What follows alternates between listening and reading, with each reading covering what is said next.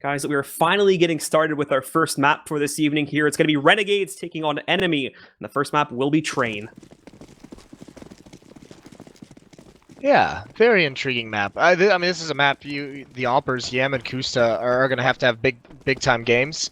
Especially thinking, Yam as an Alper likes to be aggressive in choke points, likes to take those good spawns, the timing based spawns, and try and find an early kill. So the defense for NME is going to be really strong in the sense they're going to have some nades. But it looks like they're going to be starting on the terrace side, which is a little bit of a blow here on Train.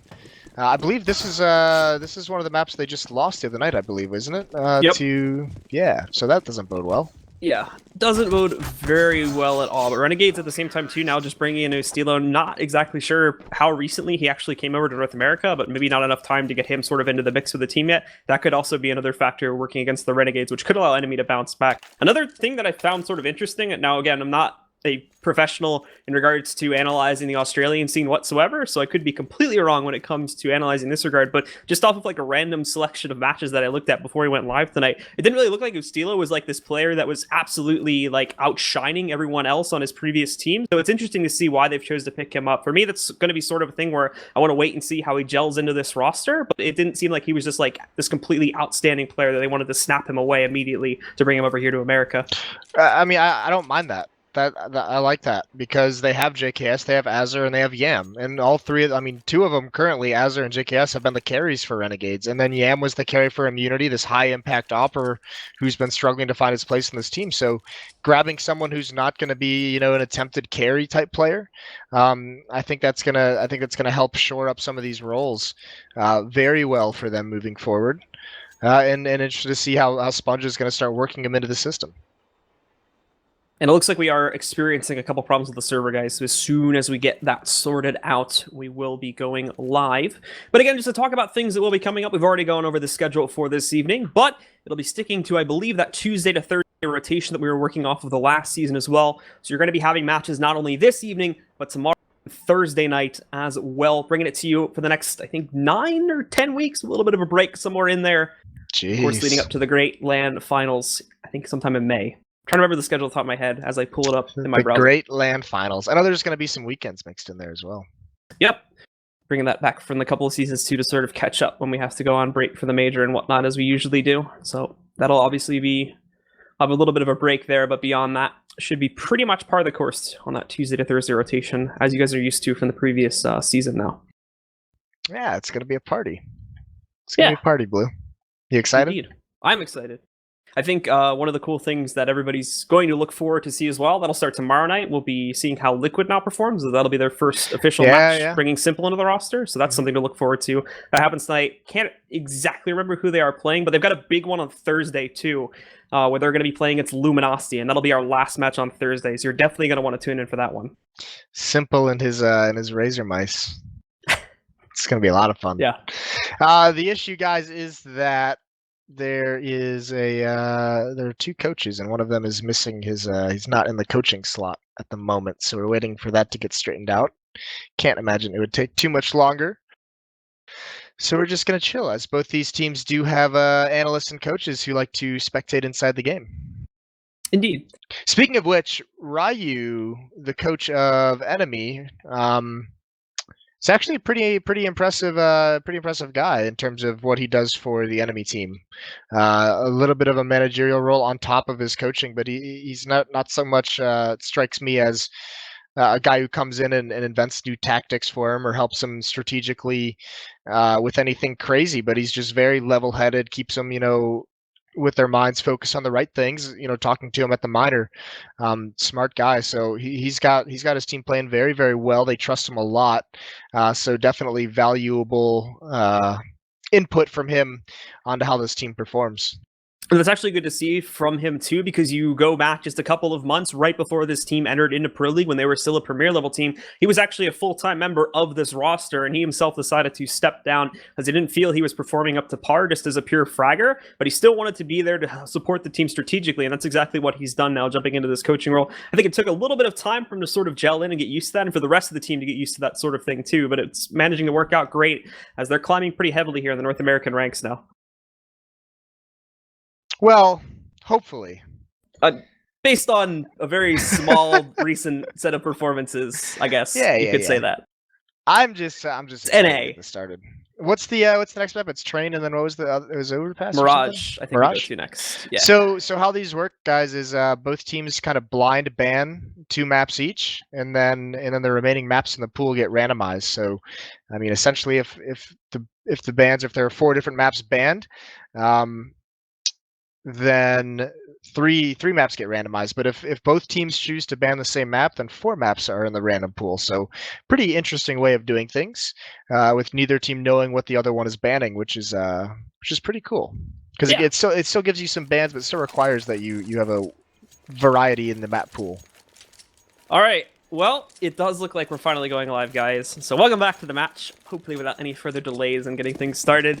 For those of you that are just joining us once again, this is the first match of Season 3 of the ESL Pro League. NME GG taking on Renegades here on Train. And we get it started off with a pistol round, Renegades on the T side, and Relics going to be very aggressive. Going out Ivy, spots 3 players there, manages to pick up the headshot on the Azure to take him down. Yam responding back to his own shot, and then Sponge picking up a second for the Renegades as he shuts down Relics. Oh, nice shot from Mainline. That's a lot of aggression, but he's stuck. They have him boxed in. He's got a teammate coming over to help out. That flashbang needs to get out in time. Mainline's going to use it to fall back, but Lucky's taking so much damage. Nice trade, though. So still a lot of action towards Ivy, and it just stabilizes now. It's down to a 2-on-2, and it's pretty even across the board. Kus is going to be trying to hold from inside of ladder room, and this looks like it could work out perfectly with both of the members of Renegades trying to come outside of the T connector. They don't spot him initially, he could do some damage. He's even got the silencer off too, so let's see. Trying to connect the headshot, but not going to be able to find it. Now JKS and Ustilo try to push forward, but Kusta connecting the headshot. The bomb goes down, and now JKS, he's got a battle with Kusta to get it back. Jumps back over, retrieves it. He's down to 50 seconds now, and now he's down to a 2 versus 1. And they know exactly where he's playing from too, so he's going to have to try to find a way outside of this box. And Kusta's going to close it even more as he goes up on top of ladder room. They're just going to wait for him in the white halls. Yeah, this is a good play to make sure you have the information of where he's going to go. And he is going to come out mid. Mainline spotted him. JKS knows that quickly Kusta could be down the ladder, but he's got to try and get this bomb planted. 25 seconds to work with, so still a little bit of time. There's Kusta peeking from ladder room, and JKS, the timing's not with him. He can't make it behind cover in time. That's going to be the first pistol round to enemy based off, I mean, a little bit sketchy. It looked like they were going to get caught out with too much aggression over towards Ivy, but some really, really nice rotations help keep things alive in that pistol round. So 1-0 for enemy.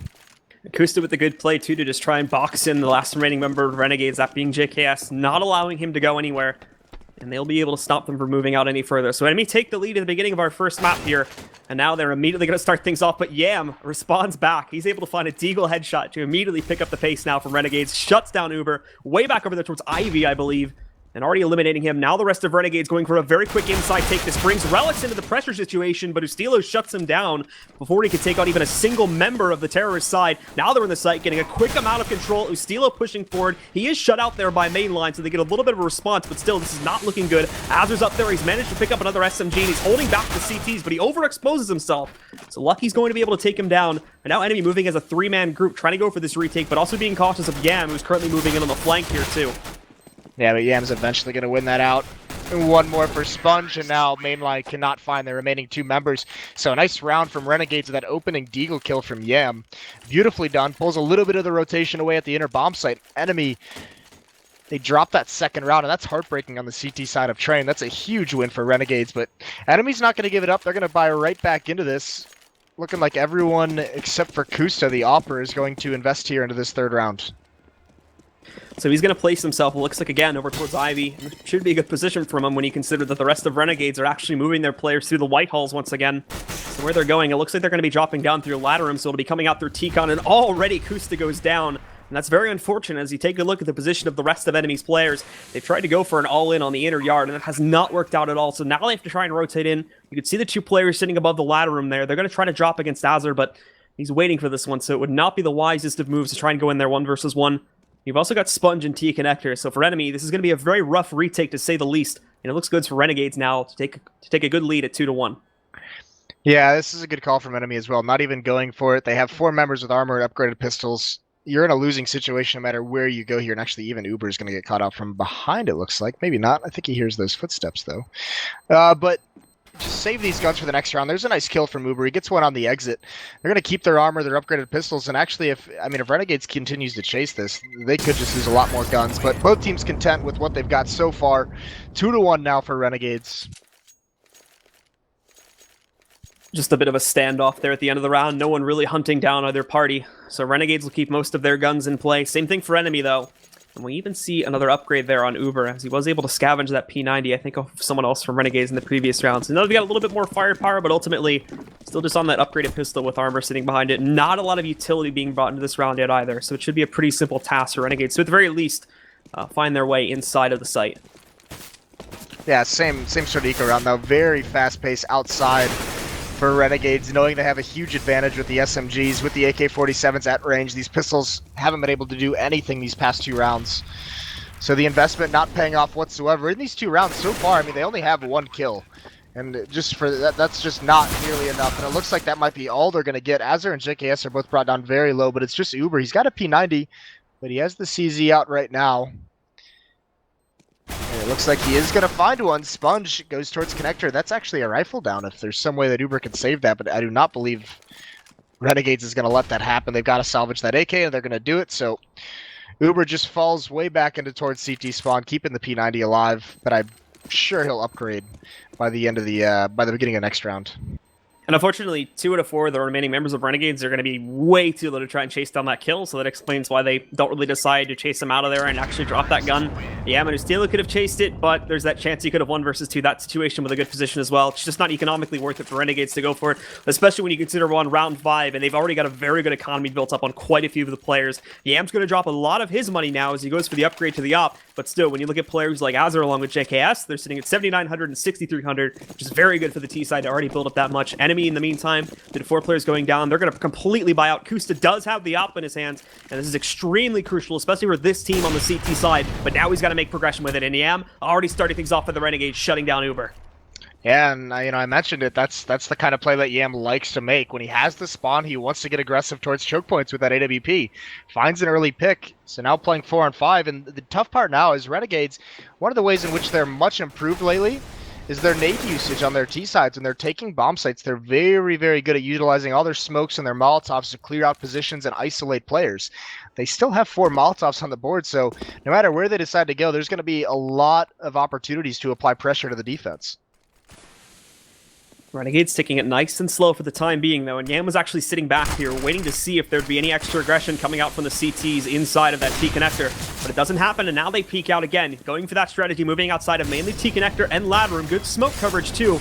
But Lucky, the newer player for Enemy, is going to try to abuse this as he presses forward, sitting just outside of that smoke. So we can catch into his blind rush there up that mid little highway, but still not going to be able to find the of it. Relics picks up the first kill and it's the force plant, but there's Kusta now. Enemy shutting this down. Ustilo trying to strike back, but again, Kusta finding an op shot. Now Yam sitting back here just outside of T connector. He's got to be worried here as in a second. Lucky, if he gets aggressive enough, he could find it. That's a good flash, but unfortunately, it's going to blind Lucky too. Still not being able to pick up the kill on a Yam just as of yet. Kusta finding Azure, but now it's just Yam alive in a 1 versus 2. And all he has to do is waste time. There's so much time to waste it. Yam picking up 1 shot, but he goes down to mainline, and there should be enough time to defuse this bomb now as mainline clutches things out for Enemy.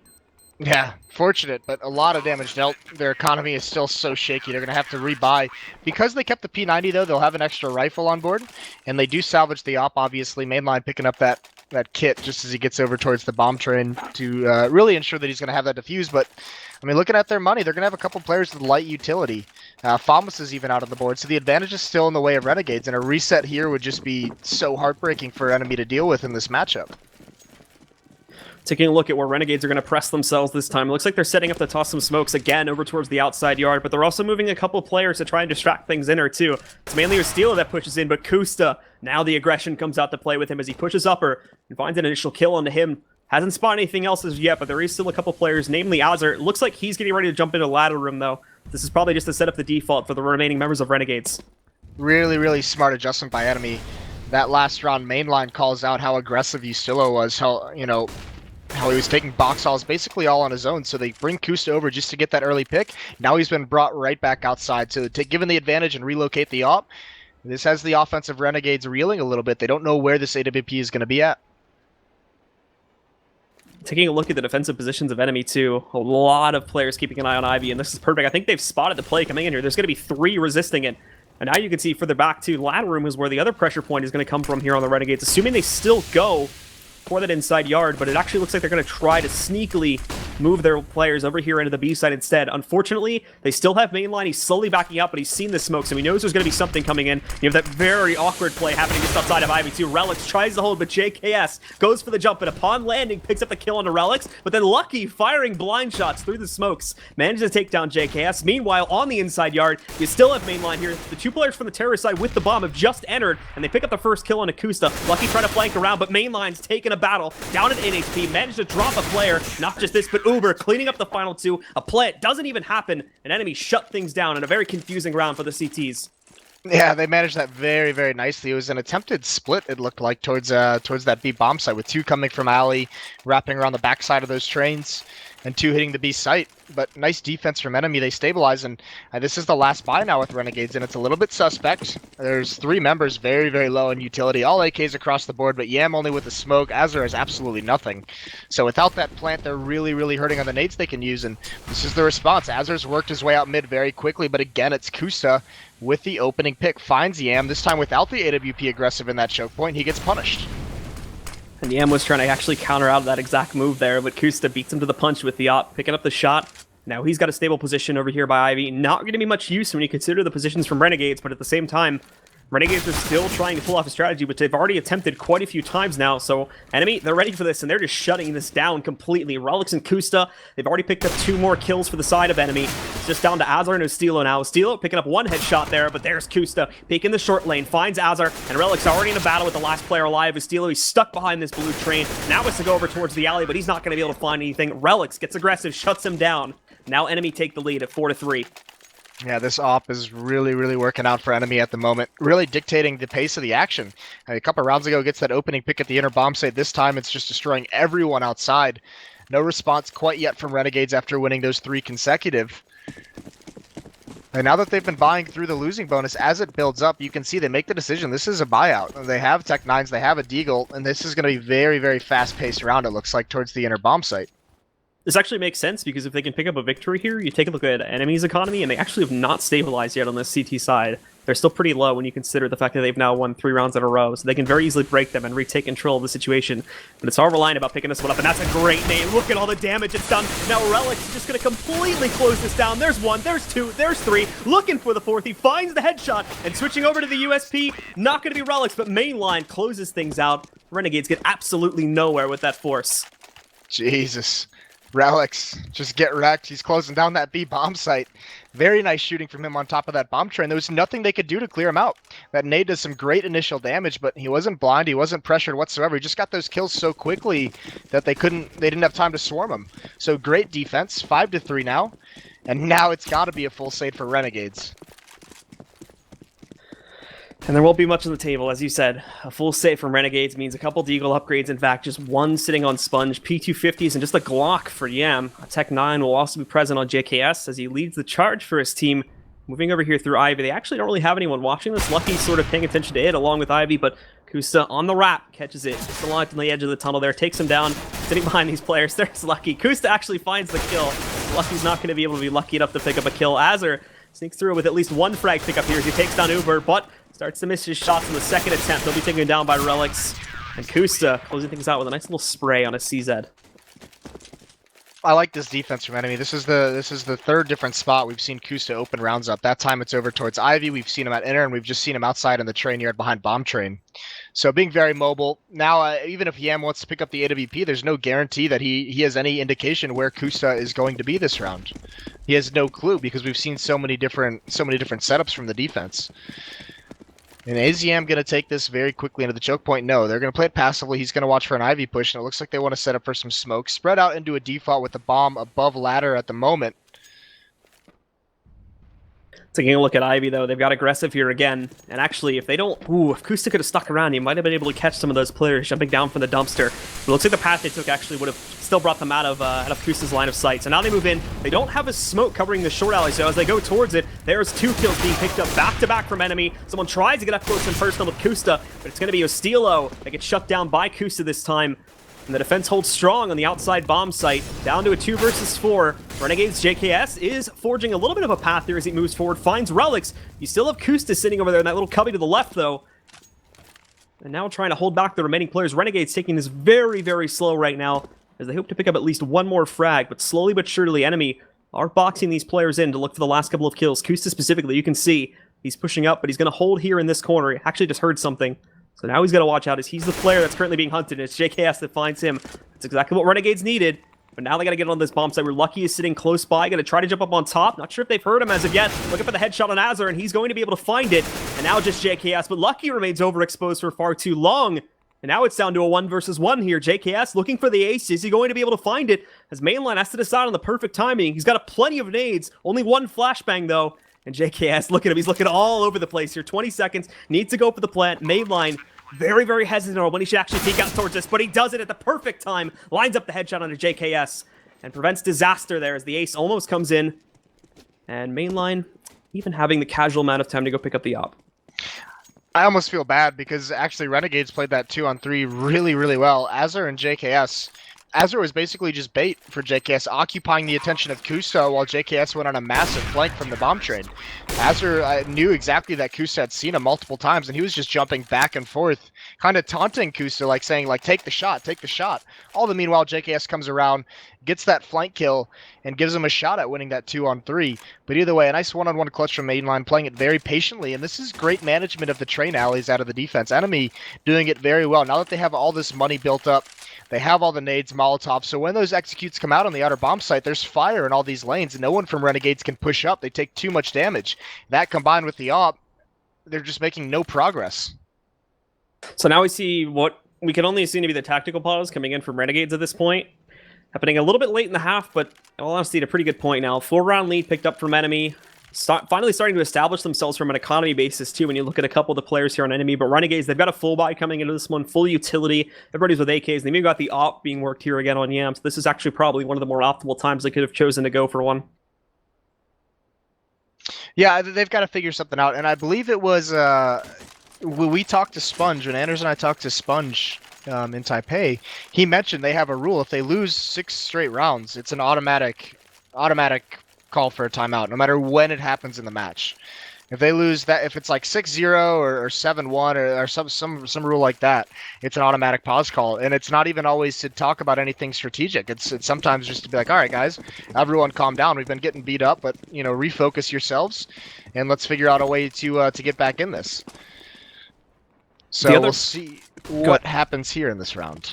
The other problem that I've seen most notably for Renegades is, again, and a lot of teams have this problem on train, is that we're not seeing that many different strategies being employed. It's usually the same thing, usually the same 2 to 3 teams, or 2 to 3 strats, I should say, being employed a couple different ways. And this is going to be exactly this again. Look, they've got 3 coming outside of T connector and 2 coming down the ladder, and the smokes and the mollies start to roll in for the Ts, but the CTs have their own response to it here, and it's just a bit of a standoff at the beginning of the round. The good jump there. Yam's going to be able to pick off relics. Uber responding to it, as is Kust and Lucky. There's that position we saw a couple of rounds ago, holding just up close to the smoke. He's able to pick up a kill. One more is traded back from Azure, but that's about it, as Enemy again absolutely stalled on the outside yard. Nobody's getting past them there. Yeah, they're playing it very well when these executions come in. They're not trying to overextend and make too many big plays. They're just trusting that when those smokes clears, they're going to be in positions. They're making sure that no one from Renegades can push up and find some kind of an angle to clear out multiple members of the defense. So very solid work, and Renegades just aren't finding the kills that they need to get into post-plant situation. 3-8 now, and basically it's just been an eco win and two anti-eco wins out of Renegades. So this is going to start being really, really tough. They have the full losing bonus. And there's Lucky getting the opening kill onto Sponge, and many more pushing down alley. Lucky's going to peek again. He does get dropped, but so much damage is dealt. Kusa's right here with the AWP, but he's got to be a little bit careful trying to come through this smoke. But he's calling it out. He has all the information. Mainline's rotated over towards CT spawns there, sprays one down, gets traded off, but still whittles down the HP of this team, and now it's Uber. He's got to be careful. There is one down towards the lower ramp. That's Azure. He's smoked out, and he doesn't really have the health to get into too many battles, but Uber's going to have all the intel. And even in a 2-on-3, you got to think Enemy has an advantage, but good timing from Azure and Yam. They sandwich Uber. He picks the wrong time to go through, and now Kusta 1-on-3. And he's got a lot to clear out. Not able to do it. Yam's going to win that one with so low HP. Renegades finally get back onto the board with their 4th. Yam's going to be able to scavenge the op for free too, so guns are going to be traded around here a little bit, but again, that big weapon comes back into the picture for the terrorists. As we were talking about before during the pause though, Enemy had finally managed to bring up a semi-decent economy, so they're actually going to be able to buy through this once again. But still, it's very, very low when you consider just how many rounds they managed to pick up in a row here. They're still only sitting at about an average amount on each player, maybe like high 1K, low 2Ks there, so it's going to be rough if this continues now, and Renegades actually managed to get themselves going on a streak, and they themselves, it looks like they're going to be trying something a little bit different now. Most of their players moved over here just outside of the B bomb site, getting ready to push in towards there at the very least, throw the smokes, and then actually work their way down towards ladder room. So that's what they're investigating now. The flash comes in, and Sponge is going to take a dive to see what he can find on the outside yard. Yeah, now they know where Kusta is. They know he's pushed up towards Ivy, so he's got to fall back and relocate. A lot of Renegades players poised to put some pressure at the inner bomb site. There's 3 people here, and there's Yam. Finds Uber. Nice shot from him. That gives a good advantage over to the terrorist side, and now it's up to Enemy to figure out what's going on. And they do keep 2 members of this inner bomb site, so they've got a good read so far. Now mainline, again, he's that player that plays up close and personal on the inside site.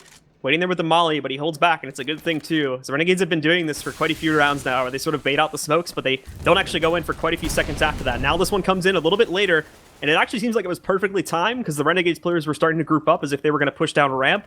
That molly's now halted that, and again, they're wasting a couple more seconds as mainline positions himself a little bit off there on the bomb site itself. These flashes are perfect. Ustilo, Azur, and Sponge all blind. Mainline spots them now coming down the actual ramp. He's got to be careful of the upper pushes. Azur finds an opener, but mainline able to find a trade against that. Shuts down Azur, trying to push through the smoke, but he holds back, and again, this is perfect as JKS is watching out. That does not stop him, however, from firing into the smoke and taking him down. And with all of that happening, it's just going to be one player left alive from Enemy. It's Kusta, and he's going to have to go for the save. Yeah, nothing he can do here. Nicely done from Yam, getting that opening kill and then coming back towards the inner bomb site and just holding off the rotate. Holding that connector, making sure that there can be no easy backup for the enemy players trying to come to the inner bomb site. So off the back of that opening kill with the man advantage, Renegades outlast Enemy in this round. Kusta does get one, but he's trapped now. He's up above, they know exactly where he is, and I highly doubt Renegades lets him keep that AWP. It's going to be Yam to shut him down.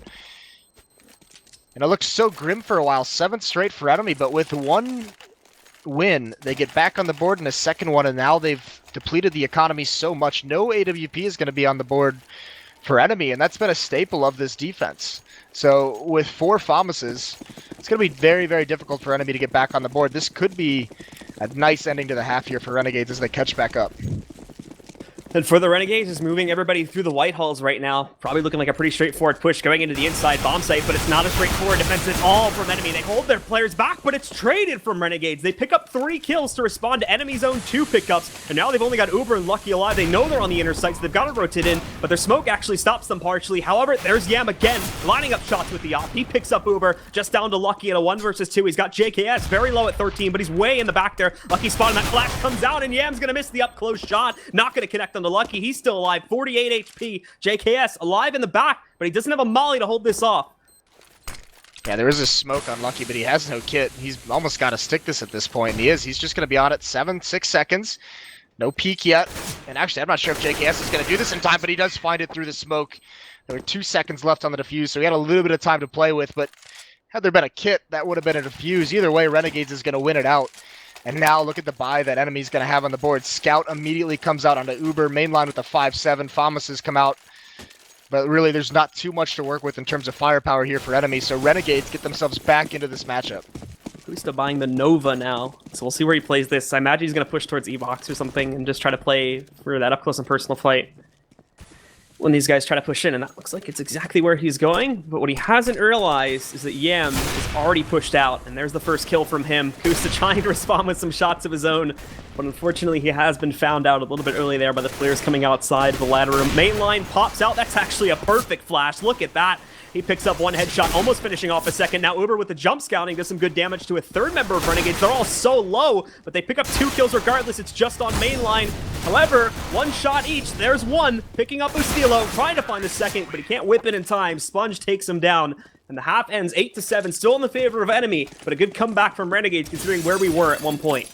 Yeah, really good comeback. That was about 4 straight for him to close that half out. So it didn't happen immediately after the pause, but they did eventually find what they wanted. And that's actually a pretty nice Terrace have to get 7 rounds there. It was the battle of the Oppers, really. You got to think. I mean, Kusa dominated most of that half in the middle stretch with enemy 7 straight, and then Yam really came alive later on in the half. In that 4-round run, he was getting all the opening picks. He was getting some 3 kills there. Just very, very nice op work so far on DE Train from both of these teams, but a good recovery from Renegades. Some good plays coming out there from, I think one player that shined out for me too was Lucky. Even though he's pretty low on the frag board, he picked up some pretty crucial kills there, especially over towards the inside yard, which allowed enemy to pick up quite a few rounds in a row. So we'll see now how this transitions over to the terrorist side as the second half is going to get started. And it looks like to start things off, most of the players are going to be heading over here towards the ladder room. We'll see where they go from there, as it could be setting up an attempt at a default here. 1 going over towards Ivy, 3 getting ready to maybe go down towards ladder room. And then they've got also 1 more inside of T connector here too. But Renegade's pretty investigative. You can see JKS has pushed up pretty far over here to the back of B, and he's going to be watching out for that exact kind of push. Yeah, Flash has come out with T-Choke to help Relics get out of Ivy. Smoked off to the right. He can go towards CT spawn, towards back alley, but the CTs have all fallen back. They spot that out. They sniff it out a mile away. It's got to be very careful for enemy, because this defense is poised to rotate so quickly to the inner bomb site, especially when JKS, he's going to spot this out early, and he's waiting. He's biding his time. Enemy doesn't know he's here. He can stop this plant.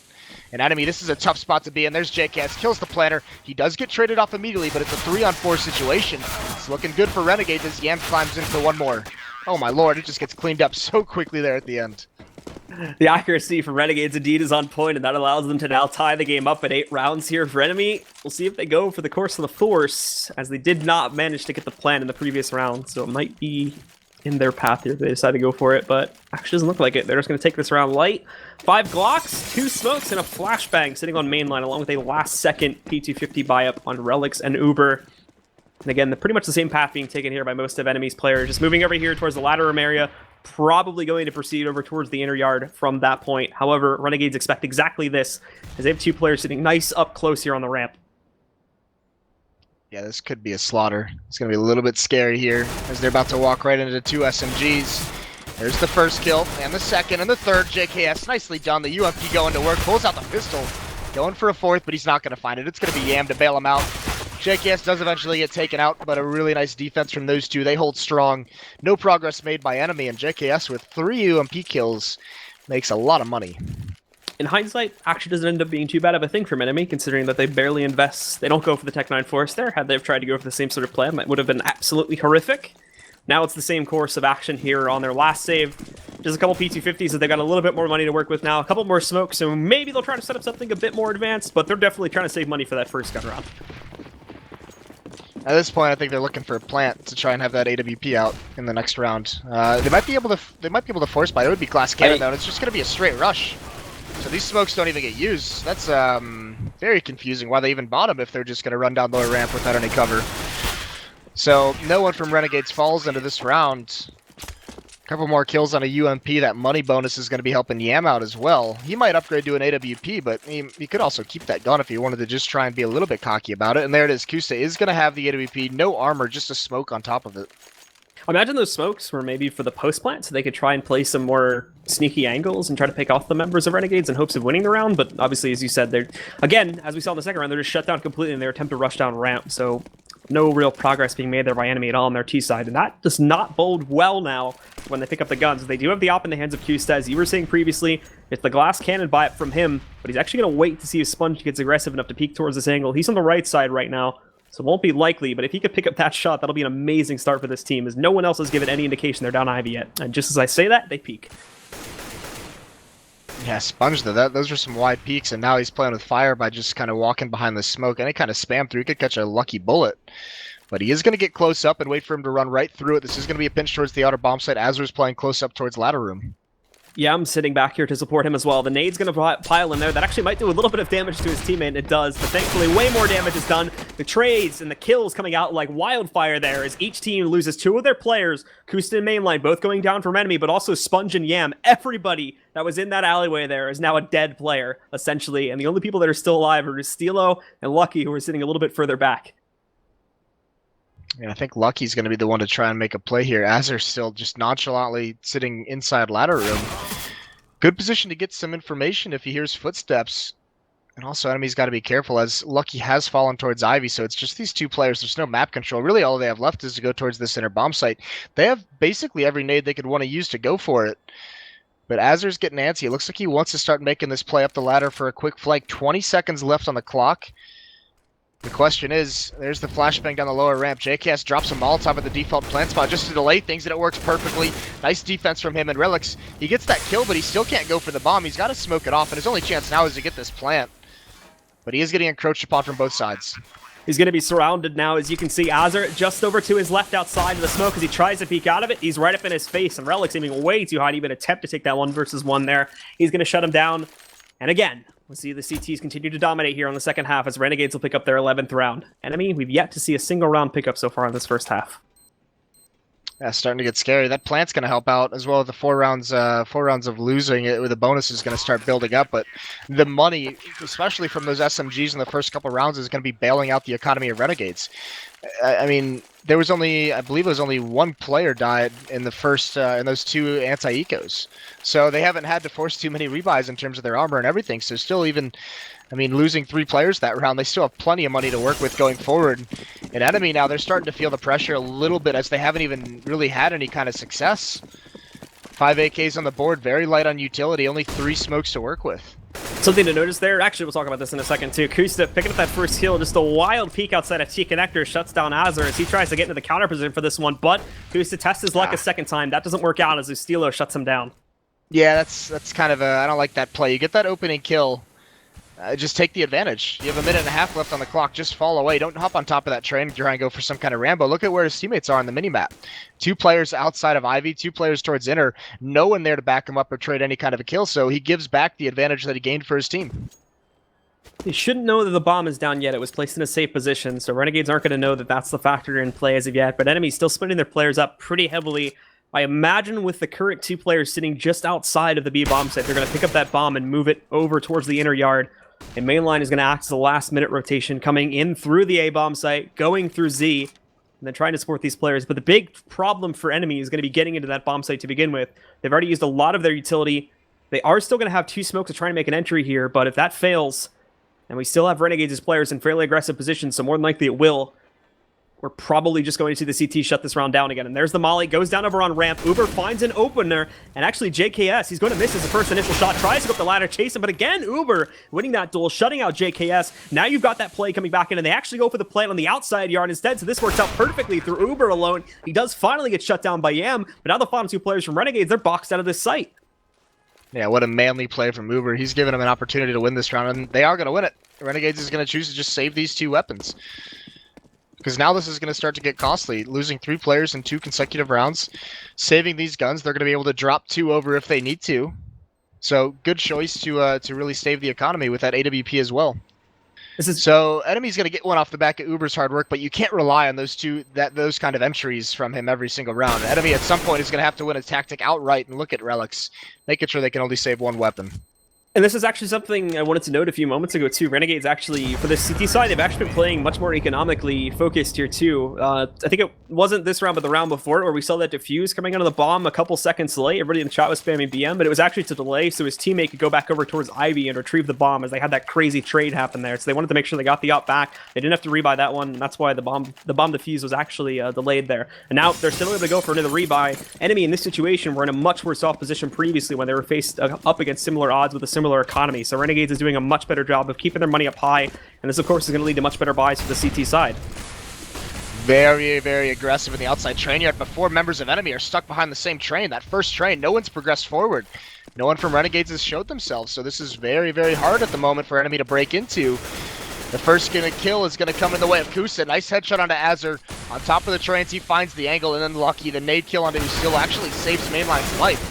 So good progress, and now they've taken things over. It was a slow-paced round, but they found everything. Yam with a nice shot onto Relix trying to jump across.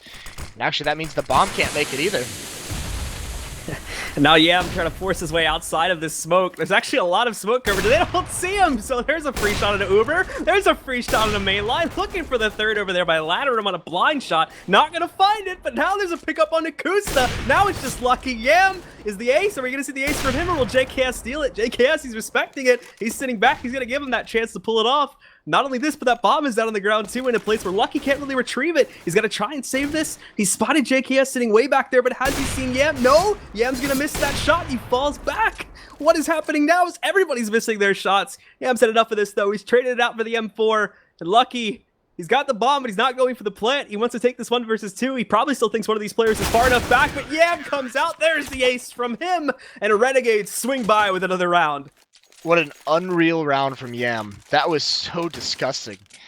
And that's now we're starting to, that's the potential of Yam that we haven't seen for quite some time. That's what Renegades saw in him so long ago, but saves that round and actually, I mean, just puts him in the driver's seat for this match. That resets the economy of Enemy, and that was a round they absolutely had to have. I mean, they were up 5 on, what was it, 5 on 2, 4 on 2 at certain points, so now they're just back down to square one. And Yam's going to continue things, just clotheslining Kusta. And Renegades moving forward into this match with supreme confidence at the moment. Nothing happening at all from Enemy in this round. It's just Uber left alive now at 12 HP after he got absolutely unloaded on, and so did the rest of his team. Everybody else is dead. The only kill that they've managed to pick up was from Uber, finding one, I believe, over Nazar, and then Mainline managed to take down JKS, but that's been about it. Now Uber's going to try to turn this one around. Still not expecting Uber to be in that position. Unfortunately, though, he hasn't really managed to pick up much from this kill in terms of a positional advantage, really anything, as the bomb is still sitting down on the ground on the outside yard. And everybody from Renegades just has an absolute lockdown on that. So basically, wherever he tries to come in from here, he's more than likely going to end up being a dead man, unless he's directly on point with a one-tap on his AK.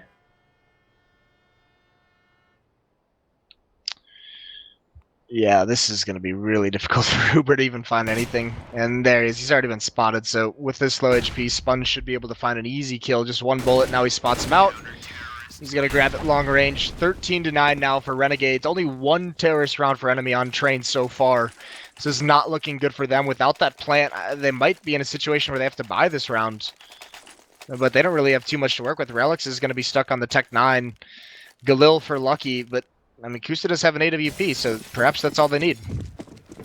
We haven't even brought this up as of yet. There's a lot of, we talked a lot, I think, in the previous season about Enemy being a pretty top-heavy team with Kusta, but look at Renegades right now. Yam leading at 33 kills, JKS down at 21, and there's a huge drop-off after that, down to Sponge at 10, and Estilo and Az are down at 8 kills each. There's only so many kills to go around, you know? And when Yam's playing like he is right now, I mean, someone's going to suffer.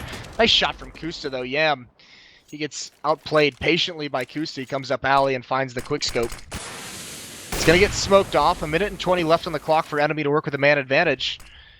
They're completely spread across the map right now, so decent control. But Kusta and Lucky still playing behind this smoke towards Ivy.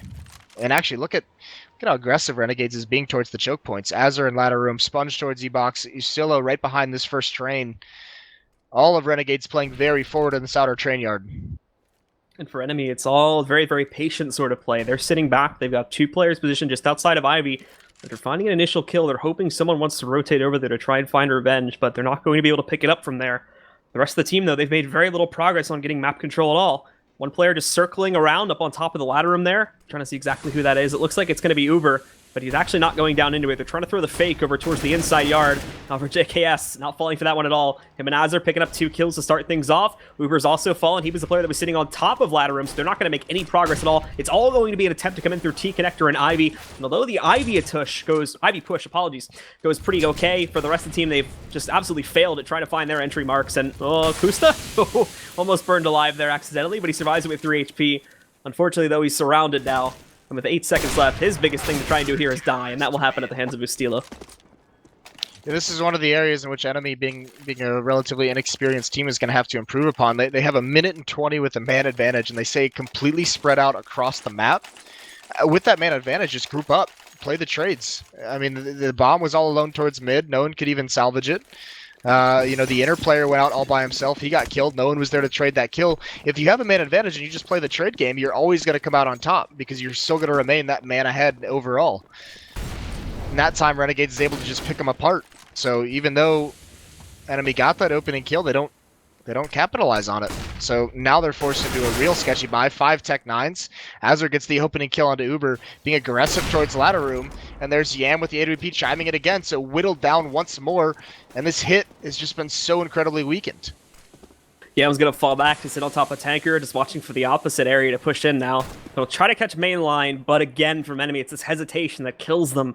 They sit back, they waste so much time on this T side. In the meantime, Renegades, they just literally sit at the areas of entry and wait exactly for members of enemy to push in.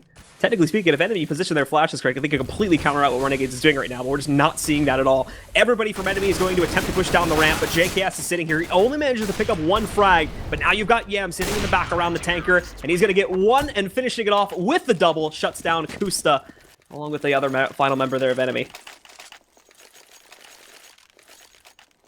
This has kind of been a theme of this half so far for enemy, is on their, when they have these pistols, even if they're upgrading pistols with armor and nades, they're not finding any success. One player, I mean, they've killed what, a total of 2 players across 3 eco rounds? I mean, that's just not good enough. This money for Renegades has never really been an issue. They've had some low buys, or some buys where the economy is low, but they've never been forced onto a save. Now Molotov's right into this outer train yard, but it's still a huge advantage for Renegades. Azur chimes in on Akusta, 3 on 5 now for enemy. That was a great flash from Lucky, and now he's going to move in, doing so much damage right now. Him and Relics cleaning up shop onto the members of Renegades. They all fall as they were looking so good to hold that out. Now it's just JKS. He drops the bomb planter, but that doesn't matter as mainline's ready. He picks up the trade, and enemy immediately bring that back under their control after a very brutal start to the round. I have no idea how that just happened. I have no clue how that turned around so perfectly. Nicely done from enemy with their backs against the wall. And look at Renegades. You talked about how they were playing a very smart game in terms of their economy. Well, they're going to continue it here. They know they have 5 rounds to play with. They have some money. They could have force spot. They could have had a rifle onto Yam, a rifle onto Azur. But instead, they're just going to go for some pistols. They're going to see what kind of damage they can do. And they're just going to move forward into the next couple rounds with a more confident buy. So now they sit back here, and as you mentioned before, Renegades focusing on a very economical game, so you can more than likely expect enemy to be able to pick up the round. They've already found a first kill here, that being Uber. He is being challenged a little bit. Not allowed to Romario, so he's going to get scared and fall back on top, but this is a perfectly normal reaction. The remaining members of Renegades, though, are still playing very aggressive, despite the fact that they're now working with a fairly inferior arsenal. Take a look at Ustilo. He's in a very good position. If he actually goes to wrap around Ivy, he could spot a whole lot and potentially do a great amount of damage, but he's instead going to walk up the stairs. Might get crossfired here in a second. There's Uber, manages to catch him at the perfect time. And at this point forward, enemy basically have their pick of the litter.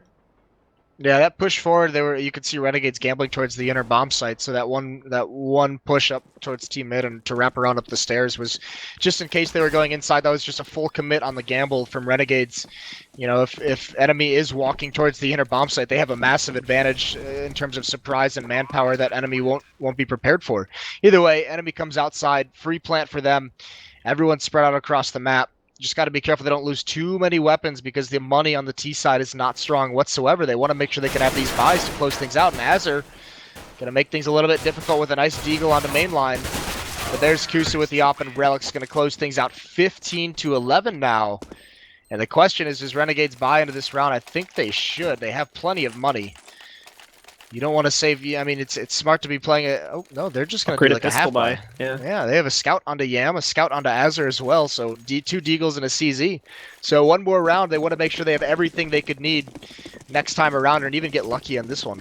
So the 2 Eagles and the scout probably means they're going to completely switch up the CT strat. They've been playing like hyper aggressive now, where they've been essentially been waiting at the angles where enemy would probably try to entry from and try to catch them off guard, but. Now with these type of guns, with this kind of setup without armor sitting behind it, they've got to try and play back a little bit more. But actually, no, look at this Azur. Just runs on top of the orange train, finds a headshot on Akusta. Uber is going to catch a response to it. And Azur now let's move very quickly back over here. He's caught, though, down to 4 HP. It doesn't trade any damage back onto the remaining members of enemy. So now enemy is, again, probably just going to go for this very slow type of movement and wait to see any other aggression comes out from the Renegades, which they can abuse and then just use to walk onto the site, get the plant, and just take the timer down from that point forward. Azur just shamed Kusta with that scout shot. That was sick. That'll make you scratch your head. Either way, enemy's got to readjust. They've got to come back and get the bomb. They got to be very wary of pushes, and you can see them probing towards the inner bomb site as well, where JKS is going to get aggressive. Yam has been spotted there, and it does look like actually there's not really anyone watching this. Uber's at the bottom of the ladder. He could get fast flanked. He's got to be very careful. He's all alone, but there's Relic. Saves the day. JKS falls. So does Ustilo. But Azur with the scout still doing some damage, and there's Yam chiming in as well, down to a 1-on-2. Any damage he can do here is going to be useful, and even if he decides to save that AK-47, not a bad find for him. So Enemy taking a lot of damage in this round, but nonetheless, they're still going to be able to pick up a victory here. As you're mentioning, though, Yam actually might try to go in and clutch this as he moves in now. He hasn't spotted mainline over there in the Ivy tunnel, and he's been spotted by Uber too. So the molly comes in, they'll force Uber out, but he manages to fall down in time, so he's going to take a little bit of falling damage. Still in a safe position, though, as basically just waiting out Yam. They do not want to mess with him with the current frag total he's working with. He's been very consistent. Unfortunately, though, Uber is going to be able to find the headshot to shut him down very quickly. And now Enemy scores a 12th round, 3 more away from taking us into OT. Now Renegades have enough money. They'll definitely be going for the buy here. Yeah, and what that also prevented Enemy from doing is, Yam even going for that, is it prevented Enemy from saving the AWP. So it forces a rebuy. That's a lot of money to spend. Kusa's down to $1,000. So Renegades, I mean, one way they can win is just grind this out now that Enemy had to spend more money here. But this is the thing. There was a double save out of Renegades, essentially. That last round was a little bit of a force buy, but Enemy knows there's going to be an op on the board in Yam's hands. And this is where the defense wants to get started, but it's not going to work. Azur's been so aggressive towards the ladder room. This time, Uber sniffs it out. He gets dinked down to 5 HP, but that kill is what he needs, although Yam evens things right up. Kusta falls. So what's very unfortunate there is I think Lucky ends up kind of screwing Kusta over because Kusta was going to go for the peek, but right before he did, Lucky tried to jump over and bait it, but thankfully, Yam actually shoots a little bit late, and that ends up connecting the shot on the Kusta instead. So Lucky's attempt to fake the shot actually ends up causing the death of his own teammates. That doesn't work out very well. Not just this too, but Uber, although he's found the kill onto Azur, he's very, very low now. Down at 5 HP. This is not an optimal situation for Enemy to work. They have no control over Ivy. I highly doubt Lucky's going to want to be able to test this on his own. Most of the sort of aggressive movements he may have been with the support of his team sitting behind him. So this would not be wise to go for, and you still have some of that aggressive play coming out from Renegades now. Most notably here on the outside yard is going to be Ostilo sitting just over here by E-Box. Yeah, there's no way for mainline to know that. Oh, actually, Yam has a really, really tricky angle, and he's going to find him right around the edge of that train. A little bit of a bummer. It looked like mainline had some space to work with. I didn't think Ostilo knew he came out. And there's a free kill onto Uber, but Relix responds. 2-on-3 situation for the map, essentially. And look at this flight coming out. Ivy, Yam, always aware, turns just in time, gets that last one to bring his total up to 42. Renegades is going to take that one 16-12 off the back of Yam's stellar performance. And again, Yam basically making the entire game for the Renegades work out there. We've already seen a huge frag total. That's basically it. Him, I think, who was sitting behind him was JKS, right? Sitting like 10 kills behind him, down at like 30 or something like that. So 2 huge performances coming out from Renegades that manages to bounce them back on the CT side. Yeah, sick performance. Really cool match there. So much opping. Both teams. That was a lot of fun to watch. But Yam, I mean, he took control of that match from that 1-2-5 as CT that he won, or 2-on-4, whatever it was. That round was ridiculous where he got the ace. Unreal. And he just puts his team. That also reset the economy at the time. So from there on, it's just they basically just plow through enemies. So nicely done from Renegades. Smart game in terms of their money management. And that's a good opening win for them in the league. A bit unfortunate for Enemy, too, that everything sort of just fell apart on that T side, because now moving on to the second map, which, if I recall correctly, is going to be Mirage. Enemy have done this in the past with another map, which is Inferno. And Enemy basically have this thing where they force themselves on a map they know they're not good at. They did this a lot with Inferno, and they eventually just started getting good at Inferno through that process. More recently, we saw it sort of at the Major. They did this with Mirage, and while I don't really think they're good at Mirage as yet, if they've been able to evolve since then, they could actually pull out a second victory here and make the record for tonight 1-1. Yeah, that would be big, and again, it's going to be another heavy op map more than likely. So we might just be seeing another Kusta versus Yam duel out, and that would be a lot of fun. But before that happens, I believe we're going to run to a quick break. Yep. So we'll be right back, guys, in a few with the second map between these two teams: Enemy versus Renegades here at the ESL Pro League for North America. The winner of the knife round is going to be Enemy. They're, of course, going to choose to start off here on the CT side, and that'll give them a nice little boon to begin things here on the second map. Enemy versus Renegades, the second best of one now starting here this evening. Our first North American set in the ESL Pro League Season 3. Let's get it going now as the Renegades are on the T side, and we'll see exactly where they proceed towards.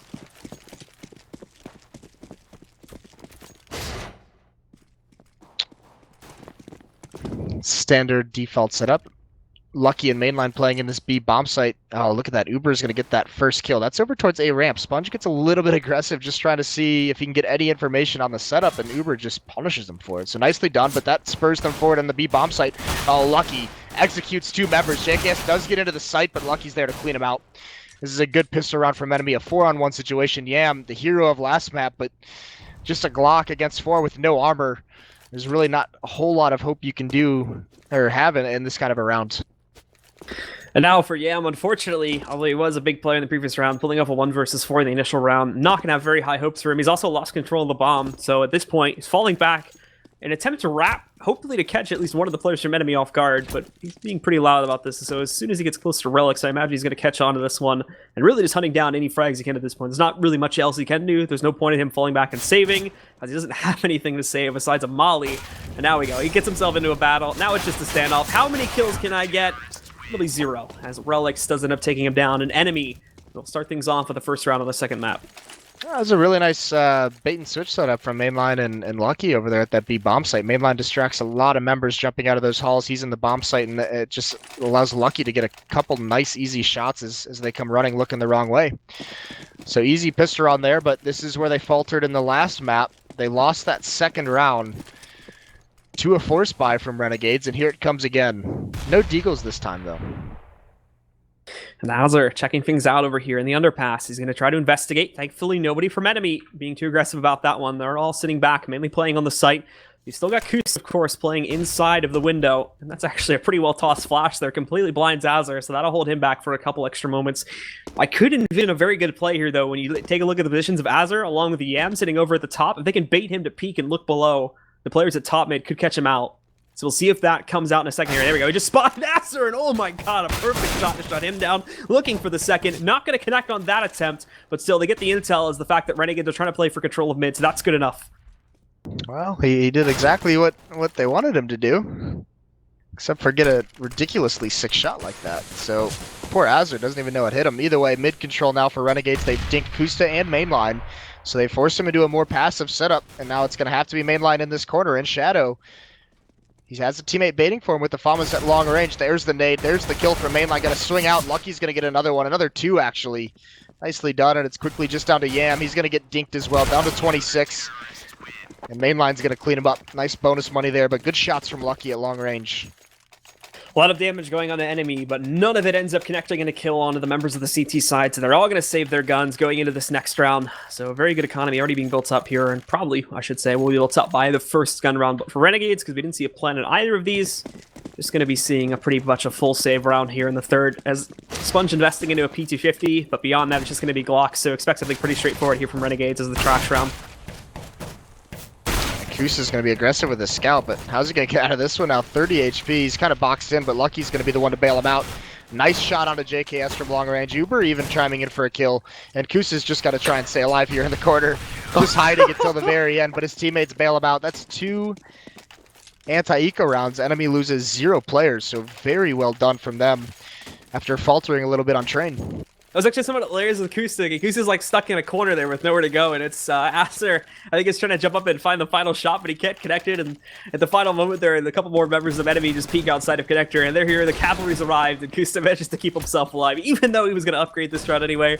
Still keeps the armor, the defuse kit, and any extra grenades he had from the previous round alive. However, for Renegades, we get quickly into the action here on this round. One of the players trying to play close on that triple stack there. Uber, nice up close and personal, but he takes a lot of damage. Kusta back in jungle, though, picking up 2 shots, looking for a third, but now that smoke's in his way. Does take a little bit of heat as he's down at 67 HP, but still an evenly traded battle, down to a 3 versus 3.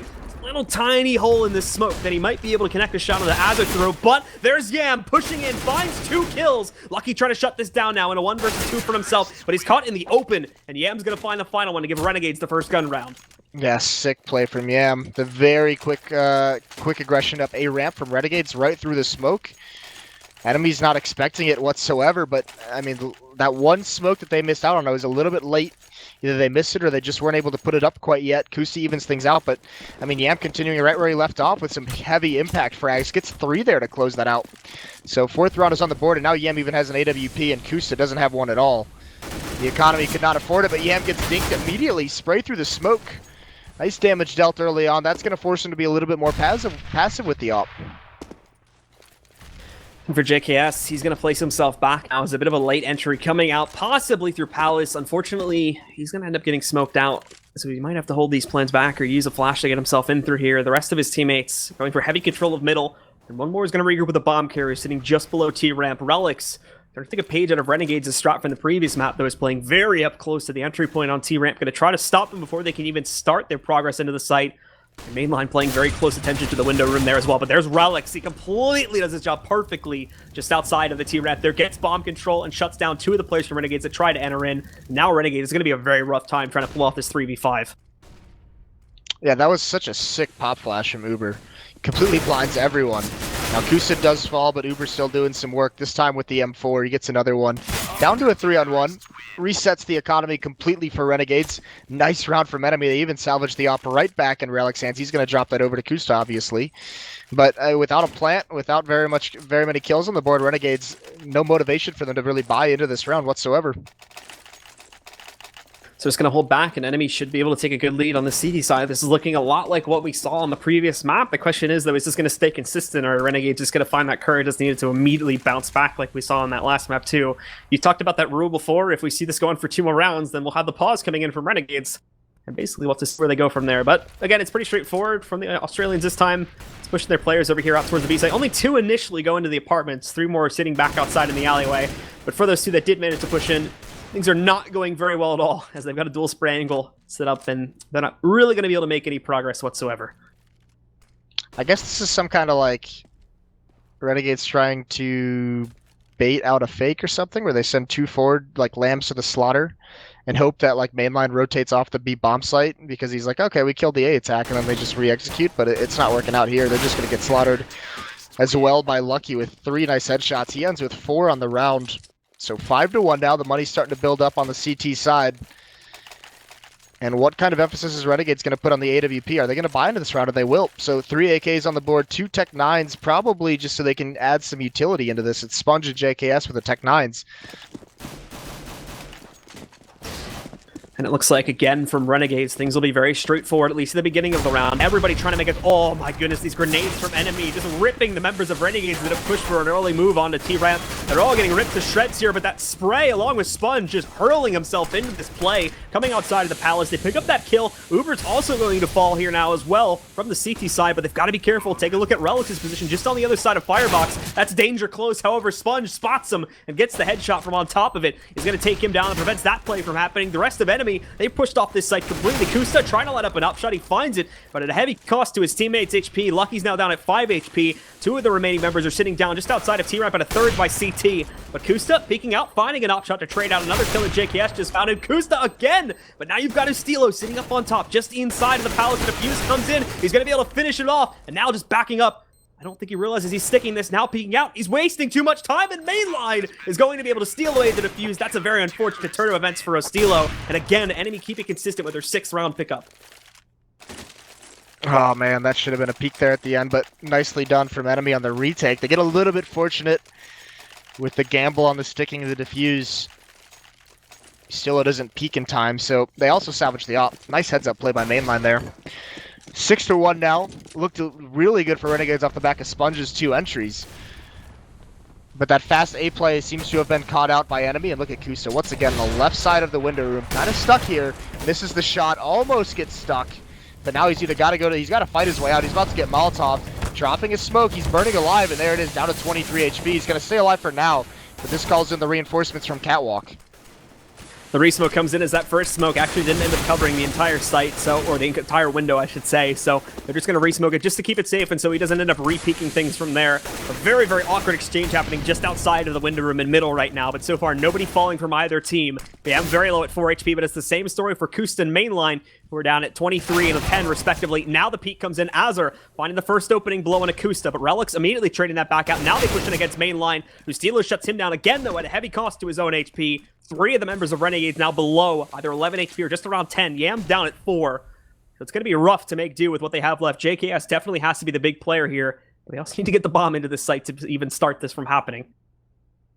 Yeah, Silo's got such a tricky spot. He can be so patient here and just decide when he wants to flank. Hopefully, and for Enemy's sake, that Uber spots this one out quick, because they're all isolated across the map. Everyone's trying to keep eyes on everything that's going on. And there's Uber. Nice headshot. Relics also finds one. That's onto Yam. But here comes that flank from Ustillo, and he's going to catch him out. Relics falls, trying to go through the murder hole. Bomb is at the A bomb site. And there it is. Uber finally hears it out. Lucky's going to flank through towards Connector, and he's going to peer into the bomb site, and he's going to find JKS out in the open. Down to a 1-on-2. Molotov's going to come out as well. Ustillo down to just 10 HP. He's got 2 kills, but what are you going to do? But yeah, they know he's outside of connector now, so there's nothing he can do about this one. Tries to take the duel with one of the remaining members of enemy, not being lucky, and he'll be shut down. Uber, he's got plenty of time to pull out this defuse, but again, we see that bit of a delay in the defuse itself, as they want to be able to scavenge the op to keep their economy strong. We saw that played in the last map by Renegades, and now they're going to do it again here to keep the op alive. Yeah, this is pretty sick. I mean, the good news for Renegades is they're getting 3 kills, they're getting the bomb planted, so they're finding some success at getting into the site. It's just these retakes from enemy are dominating, and that round was incredible. I mean, no one dies at both teams going for mid control, battling for it. No one dies for like 30-45 seconds, but the HPs are brought so low. Such an interesting battle from there on when you can only take 1 bullet. Either way, with the plant and the losing bonus, it's going to be another buy, and it's aggression up middle for enemy. This time they're switching things up. There's a pop flash, and Relics is going to peek with it. He spotted out, though. Just takes a little bit of damage, and now he's going to fall away. But look at the aggression over towards the B bomb site already. Mainline is under a lot of pressure. He's going to find that kill on a sponge. Second one comes out. He's going to dink him, but he can't clean up the kill. Either way, the reinforcements are here now. Nate's coming in for both directions. Nowhere for Azza to run. He's going to be a dead man there at the hand of Relics' HE. Now the final couple of players here. They're moving through underpass at this point. They're keeping quiet enough. Not sure if Relics can hear them or not from where his current position. He's watching out for aggression. Unfortunately for Lucky, though, he's going to be completely outmatched as Yam goes for the peek there through underpass. Now Relics knows what's happening. He's going to try to rotate into window room, but that does not pay off at all, as they managed to smoke that off. The pop flash, too. So right now, Renegade's covering all of their fronts perfectly. There's a counter flash that comes in. It doesn't connect. And Relics, he doesn't have any choice. He's got to fall back now just to keep himself alive, as Ustilo is actually going to push up towards Cat. And Relics moves out towards this. Could have been a dead man, but Kusta's there to cover for him just outside. Yeah, what a time to push from Relics right through the smoke. Kusta covering him perfectly. Down to a 1-on-2. JKS, the only man left, and he's going to run all the way back towards T-spawn. But he's going to curve up into the B halls and just try and book it to get that bomb planted. And this is a good call. No one from enemy is going to be there. Uber just trying to float in between the sites, now rotating over towards Kitchen to just get the spot off. And he's going to make it in time. Although he is trying to work his way to the site, so he might not initially see JKS. Kusta will have to be quick on the rotation here if he ends up winning that duel, but he can hear him. Oh, Sick. Never mind. JKS finds the headshot on Uber. Now Kusta racing over to try and beat him before he can get into his post plant, but he's actually just going to camp in the corner. That might end up being a mistake, because look at all the grenades Kusta has. In comes the first molly. Now he's got a flashback behind. It's actually amazing that he doesn't wait around for him just to peek outside, but I don't think he had the info that he was sticking around. Now it's going to get up close and personal. JKS finds another headshot and closes out the round on his own, finally putting a second round onto the board for Renegades. This is something that that finally Renegades punishes enemy for in the mid round, because this has been happening throughout this half for them. Is once it gets down to like 3 players on the map for enemy, they're so spread out. You know, 1 player in B, 1 player in A, and 1 player in window room. It's a bunch of 1vx's for the Renegade players if they could just find it. That time JKS, he gets 2 1-on-1s in a 1-on-2. So not sticking, they're not waiting for each other or enemy, and finally they get punished. And with the amount of damage they've dealt over the last few rounds, look at the force buy. 2 M4s, yeah, finds the scout. That was on Kusa, and 2 5.7s behind this as well. And this is going to force Lucky to get aggressive. He's not going to fight anything initially, but he's going to have a quick play. And there it is, the kill straight down onto Azur. So Lucky finds the trade. He still has to deal with Sponge just around the corner, though, and he's being very aggressive about that. Pulls out the knife at just the wrong time. Now he's down to 8 HP. Needs to fall back to the bomb site. They are actually going to let him do escape, as he needed to get the bomb back under the control of the terrorists. So they move it over. Now they've got 1 player just inside of the T-ramp here. JKS will push out it here in a second. And they've also got Ustilo in a position to push through connectors, so all the pressure is going to collide here on the A bomb site in a moment. Unfortunately for enemy, they're not really ready for this. They've got quite a few of their players focused on a B site take instead. So now Ustilo gets up close and personal. He does end up going down to Uber, but Sponge is sitting directly behind him, so they're going to pick up a second kill. Now Mainline, armed with the scout, finding another kill, takes down Sponge. It's just JKS. The biggest thing he can hope to accomplish at this point is going to be the plant, but he sticks around, takes the duel, picks up 1 kill, but Mainline's just behind him, and he's going to be able to finish him off. Enemies somehow make that work. 2 pistols, a scout, and 2 M4s, and even Renegades finding the opening kill. So I would assume that this pause is going to be tactical for Renegades. Not quite as dire as on Train when they lost 6 or 7 in a row. But here they are, their economy just gets reset down 2 to 8, so it is a little bit of a turning point in this match if Renegades can't get something going soon. This time, we talked about last map, it was Kusta up on top, but look at Lucky, 16 and 4. Lucky's been a huge player on that B bomb site, and we've seen it. I think quite a few of these kills are stacking up his frag total because of eco rounds, where Renegades have just tried to do like these blind pushes out through up through the apartments. But there's been quite a few other occasions where he's been absolutely crucial to his team winning things out. So it's definitely not without merit, to say the least. This is actually literally the same exact time we saw the pause in the last map too. It was 8-2 on the 11th round with enemy leading back on train as well. Yeah, was it? I think it was. It was either 8-2 or 8-1. No, because well, it doesn't really matter. Either way, different circumstances where enemy had won like 6 or 7 in a row. This time, at least, Renegades has sporadically got a couple rounds. They got the 4th round, they got the 9th round, but just reset here. So, tough spot to be in. And now, I mean, you could see even Uber knows what's coming. He knows it's going to be an eco. He's got the MP7. He's ready to go, ready to farm up some money a little bit. I mean, these rounds have been so close. It's been these retakes for enemy that have really made the difference. They did lose that 1-on-2, but outside of that, when the bomb has gone down for Renegades, enemy's done a great job of retaking the bomb site and finding those defuse, finding the kills on their way in. And there's really not going to be much that Renegades will be able to do here, at least on this round. When you take a look at like what they have to possibly work with, the biggest thing we could see bought for a majority of the players is going to be the Tech 9 force up. We've already seen them attempt that a couple times back on the last map. It didn't really end up going so well. So we can see this time it's actually going to be pretty far spread out here in terms of what we see being bought. For most of them, it's going to be a Tech 9 armor buy, but for quite a few that are lower, when you take a look at Sponge and Azar, they're only going to be able to afford the P250s. They do buy up quite a bit of utility behind this, though, so this is not just going to be a straightforward push into one of the sites. They know they're in the situation where if they can win this round, they reset the economy right back, so they don't want to give up the advantage. They are in middle, though, going against the AWP of Kusta. Window room is about to get smoked off, though, but Kusta's over towards the left side of the window, as he has been this whole time, and actually blocks him off completely. So Lucky's going to fall back. Almost a perfect timing here, too, as they didn't really need that support in middle as much as they're going to actually a correction on that now as 2 players are pushing towards Cat. Mainline holding off 1 is going to drop to the 2nd, so now the pressure shifts over here towards Lucky once again, shifting back, actually playing a very safe position, trying not to reveal himself if he can avoid it, but Yam is going to take the battle with him, and he ends up winning it there, but unfortunately for him, Sponge gets the running headshot into Lucky to take him down. Trades continue to roll in for the CTs, as now Kusta inside of the window there picks one up, and then Relics dropping Azar. Now it's just Sponge. They are able to get the plan at least, but unfortunately they expunged so much money in this round, they're still really not going to be able to go for a buy here in the next one. Some good damage being done though as they drop 3 out of 5 of the players on the CT side. Yeah, and another plant on top of that. So good stuff. That's a very good eco round or force buy from Renegades. This time they're not going to buy into it, so it does give a chance for enemy to kind of recover from it. 9-2 now, the op's still on the board. They're able to salvage it, and all the nades. You see 5 smokes on the board. Only 1 Molotov, though. And that is because of those 3 kills. Forces a lot of rebuys. Mainline down to 100. Uber down to 250. So not a whole lot of money to work with. And Kusta's going to get aggressive into Palace. Not going to find anyone here, but the nades again. Relics and Uber. It's unarmored players on the Renegade side. So those nades are going to be highly effective. Quick control through underpass now from Renegades as they get control of middle area just outside of connector. Now they're going to look to lurk their way inside of there and just attempt to overwhelm the remaining defenders on the CT side here from enemy. So far they're holding off pretty well, though. Uber, the player that probably has to react the quickest now, picks up another kill on a JKS. They're expecting at least 1 more to come, but I'm not exactly sure if they're ready for the push that ends up coming in through connector here. However, they did end up moving one of their players. I think it was Kusta up towards Palace there.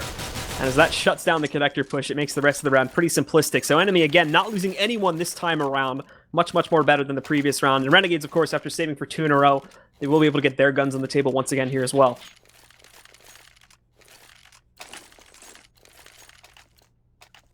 Wonder if Renegades tries to take advantage of that. They did see Kusta. I mean, they didn't push into Palace, but they did see that he was aggressive that way. And now look at him. This time he's going to be a little bit more mobile, going over towards the B-bomb site. But look at this fast split towards A. Mainline's in a lot of trouble. Mainline completely flashed to take. That's way too long to kill him, but they still managed to pick it up, thankfully, without any consequence. As if, but there's Lucky lining up the spray, picks up 2. Renegades' members, Azar and Yam, just stack up. Now Lucky, though, I don't think that Molly's going to plume to him, so he should be safe in that location. Nonetheless, though, down to an even trade at 2-on-2, and enemy have to go for this retake. Stuck in the bomb site, though. Kusta spots 1. No damage dealt. Nades come out, do very, very little. Here comes the Molotov from Kusta as well. 2 Molotovs go back towards the site, but they're not aware of JKS at the other boxes, and he finds an easy kill onto Kusta. 10-3 now. That was very unfortunate for Kusta too, because Kusta literally had a free headshot on the Sponge, but he reacts to it too quickly, doesn't actually line up the angle properly. Sponge gets note of this and is able to push forward a trip stack where he's much safer, and they clutch out the round from that point forward due to this one. So, Enemy now going to be able to find themselves finally a loss of another round here, as Renegades are piecing together round by round as we come to the closing portions of the first half. Still enough money to be able to buy through this though, so we're going to see another op in the hands of Kusta. The only player that's really had to downgrade at all is going to be Mainline. They're trying something a little different this time as they get aggressive on mid, but won't be finding anything as Renegades have now shied away from it. Yeah, but it's going to be Kusa is the one peeking, and he's going to use this op to try and find an angle. Actually, Ustillo just shoulder peeking. Now he spots it as the op brings out. Doesn't see anyone, but here's the shot. And Kusa's going to remain aggressive, so still an opportunity for him to find this pick with a very, very narrow angle. But not too much more aggression after that. So full mid control for Enemy. You can see Renegades are content to let them have it for the moment, and now that it's gone this far into the round, 1 minute left on the clock, and you can see Enemy falling away from that kind of aggressive stance in mid. And Renegades, they're reconvening themselves over towards the A bomb site. Taking it very, very slowly once again, and for Enemy, still not exactly sure where to expect this push to come from, but the smoke comes in over there towards Palace. They're lining up exactly for this perfect push now, so I think they've realized what's going on. And Kusta trying to time this flash appropriately. He's going to wait for the counter nades to come in. Here they come from Renegades. The smoke starting to pile over along with the flashbangs. That counter flash moves in from Kusta, but it doesn't connect on much, and he also can't get this position on top of the steps. He's blinded, but Uber, meanwhile, a little bit deeper dug in there, is going to be able to pick up one. Unfortunately, he's overexposed, so he's only going to be able to get a 1-for-1 trade. Now Mainline, same story for him as JKS managed to take him down. Sponge is spraying away around this corner. Kusta's overwhelmed by that. They shut him out. Still, evenly traded though, a 2 versus 2.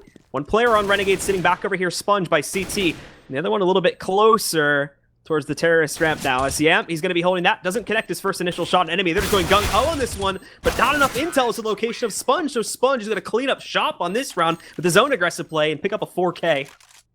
Yeah, really smart play by Sponge. And that's the thing. He gets that aggressive stance in the bomb site. But once you get a player onto that other side towards CT spawn, I mean, Sponge wasn't even fully committed to those stairs, but it's still such a powerful spot. It sets up a really, really nice crossfire there. Turns around, basically 2 free kills for him. And now into this last round of the half, Enemy 10-4, but this time Scout 257's a CZ, no kits, Kusta doesn't even have armor. Dire situation, but they did win a similar round earlier in the half, so not all hope is lost. And now for Renegades. Sitting back, Enemy unfortunately brought down pretty low here now for the final round, but they still have the big rifles in play on some of their players, so they'll still be able to use that to a certain degree. Lucky's going to position himself just outside of the apartments, and it looks like Renegades may be rallying to push in, but same story as quite a few rounds before. They're sitting back because Enemy did take up those more aggressive positions. They're going to wait for that to push into them. Lucky moves in, though! And unfortunately for Azure, he's not actually able to find the trade, so him picks up a kill. Mainline actually found another one, too, so they're up 2-0 being traded back against them, and that's a great start from Enemy. They even pick up one of the AKs here, too, on Mainline after he found that kill, and then there's Uber with another one back on T-Ramp. Relic's finding a 4th as he shuts down JKS. How is this happening? It's just Azure now, and he just fired his shots. They know where he is. All of these kills, it's like single kills and not traded whatsoever by Renegades. They get a little bit too spread out on this against this force buy, and they're getting punished for it. And now everyone's, I mean, Uber's salvaging AK, Mainline salvaging AK-47, so really nice round for Enemy. And that half could have gone a lot better, but that's the second force buy that Enemy wins when they have a huge disadvantage, and they do it simply by getting aggressive at all their solo spots. Nothing fancy. One member pushes up B halls, one member pushes down A ramp, and they just find their kills and win it outright. So 11 rounds for Enemy on the CT side. The worst part about that, too, for Renegades is in a majority of the positions they had set up, especially outside the apartments, they were waiting for that exact play to happen. Then when it is thrown at them, they're not ready for it. There is an easy position there, too, for Renegades. They had 2 players positioned in the alleyway behind the B site. For when a player would push in towards the apartments. The first one is taken down, and there's not Azar, I think it was just completely unable to find the trade for it. And he's basically a sitting duck over there on the steps that lead towards underpass for the rest of that round. Nothing he can do as the rest of his team just falls apart, as they're all far too separate, as you mentioned just a moment ago.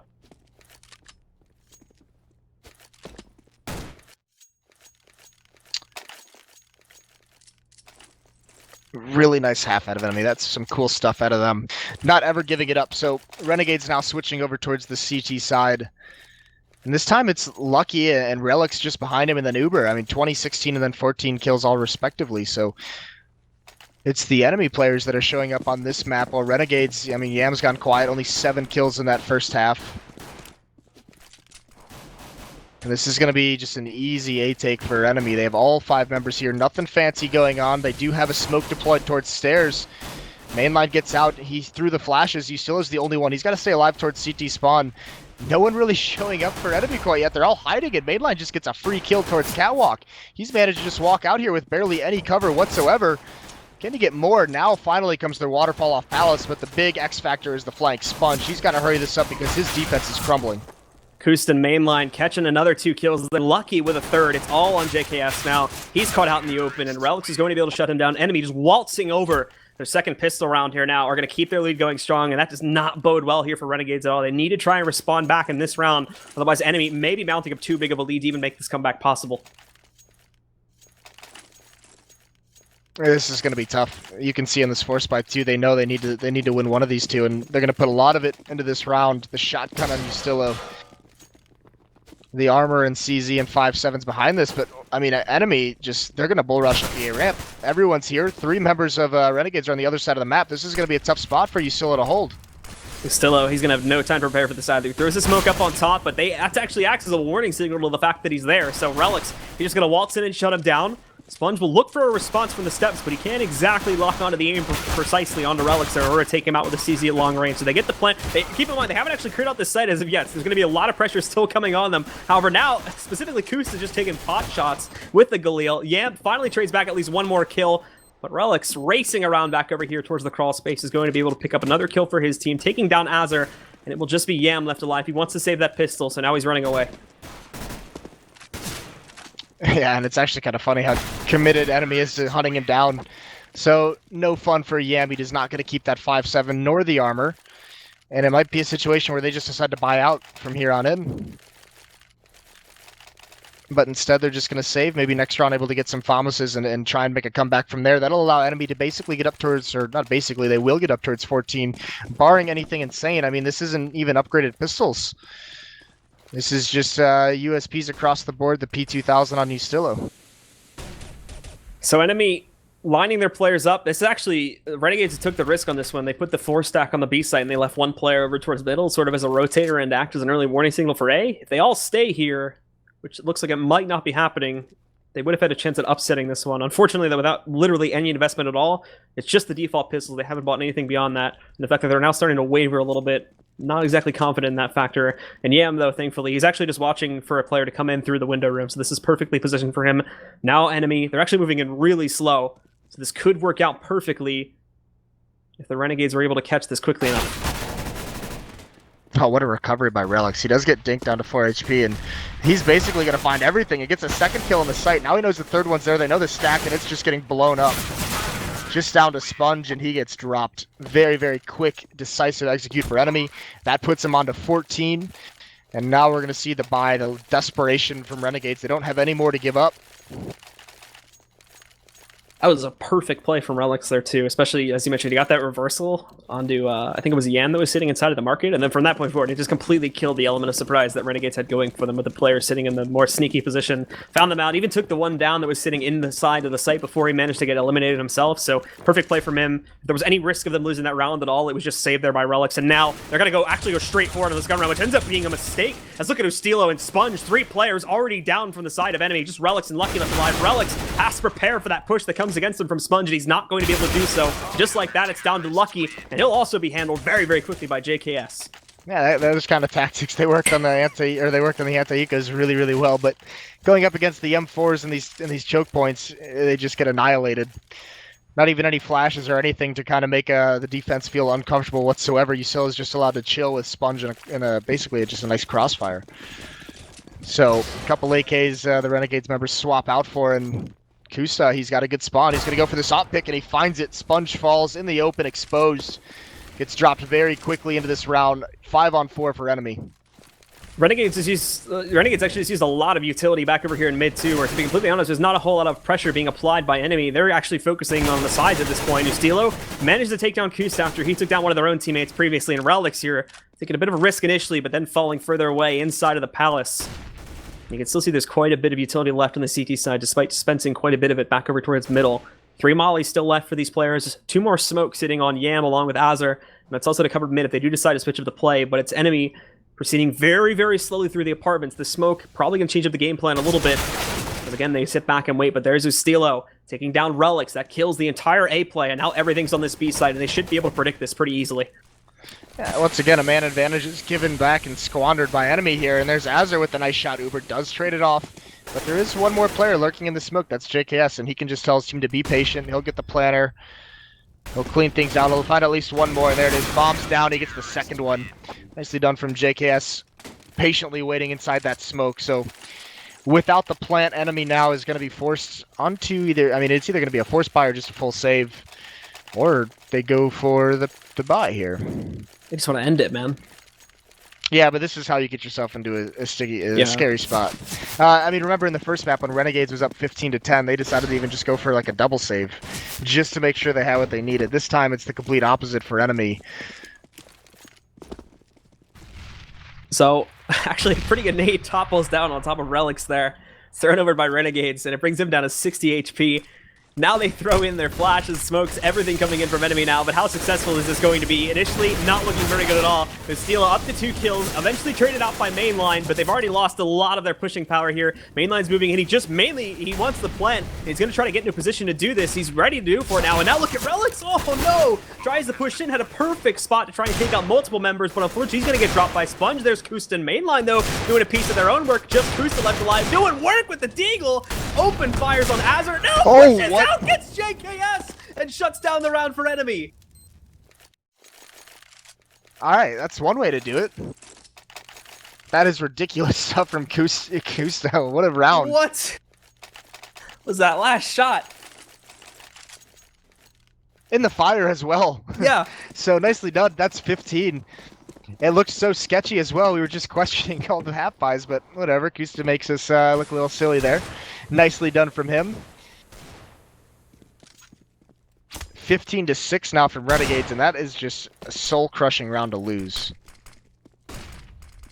So now Enemy sits on match point. Renegades with an awkward half buy here to a Deagle, which is going to drop there as Sponge is taken down by Uber. Azur's down with the 5-7. They still have an op in the hands of Yam, and JKS and Ustilo also have their M4s to work with, but in terms of momentum, it's just been killed at this point. They need to try and find a way to bring this back as they're so far behind, and they might still be able to actually win this round. They're 2 kills, now 3 for Renegades have come back out. And after the trades transpire here, it'll just be Relics left alive in a 1 versus 2. Unfortunately for him, he has no bomb control. It's down on the B-bomb site, and he's basically just going to have to go in and deathmatch those final 2 players if he wants to have any chance of ending it here. Yeah, it's a cruel twist of fate that Enemy calls a fake, but you know, the fake portion of the attack works out so well. And then like the ladder hit towards the other bomb site away from the action, it just gets decimated. So now Relics is left in a really awkward 1-on-2 situation. He's got 40 seconds to work with. He's gonna break these vents, and it looks like he's gonna take a stab at Catwalk, where he's gonna have a long-range battle, but actually he just fakes the noise for the jump in case anyone could hear it. I don't think that's gonna work whatsoever. That's not gonna help him out too much. So 20 seconds-ish to find his 2 opponents. They've got one player watching either angle, either way. Oh, they actually just spotted him, but Azure wasn't ready for it, so he misses the shot. So he's able to get in position. Now it's about finding the final 2 kills, but there's no time left, and he still doesn't know exactly where they are. Yeah, he probably knows more than likely that one's going to be up in those B halls. Doesn't know where the other one is, and he's not even going to mess with it. Going to save the AK-47. Actually finds the op. So not a bad save altogether. They won't have a whole lot of money going into this next round, though. We need to just take a look at it now. It's probably going to be Tech9 force-ups again if they decide to go for that. But they'll have the op on Kusta, which is never a bad thing.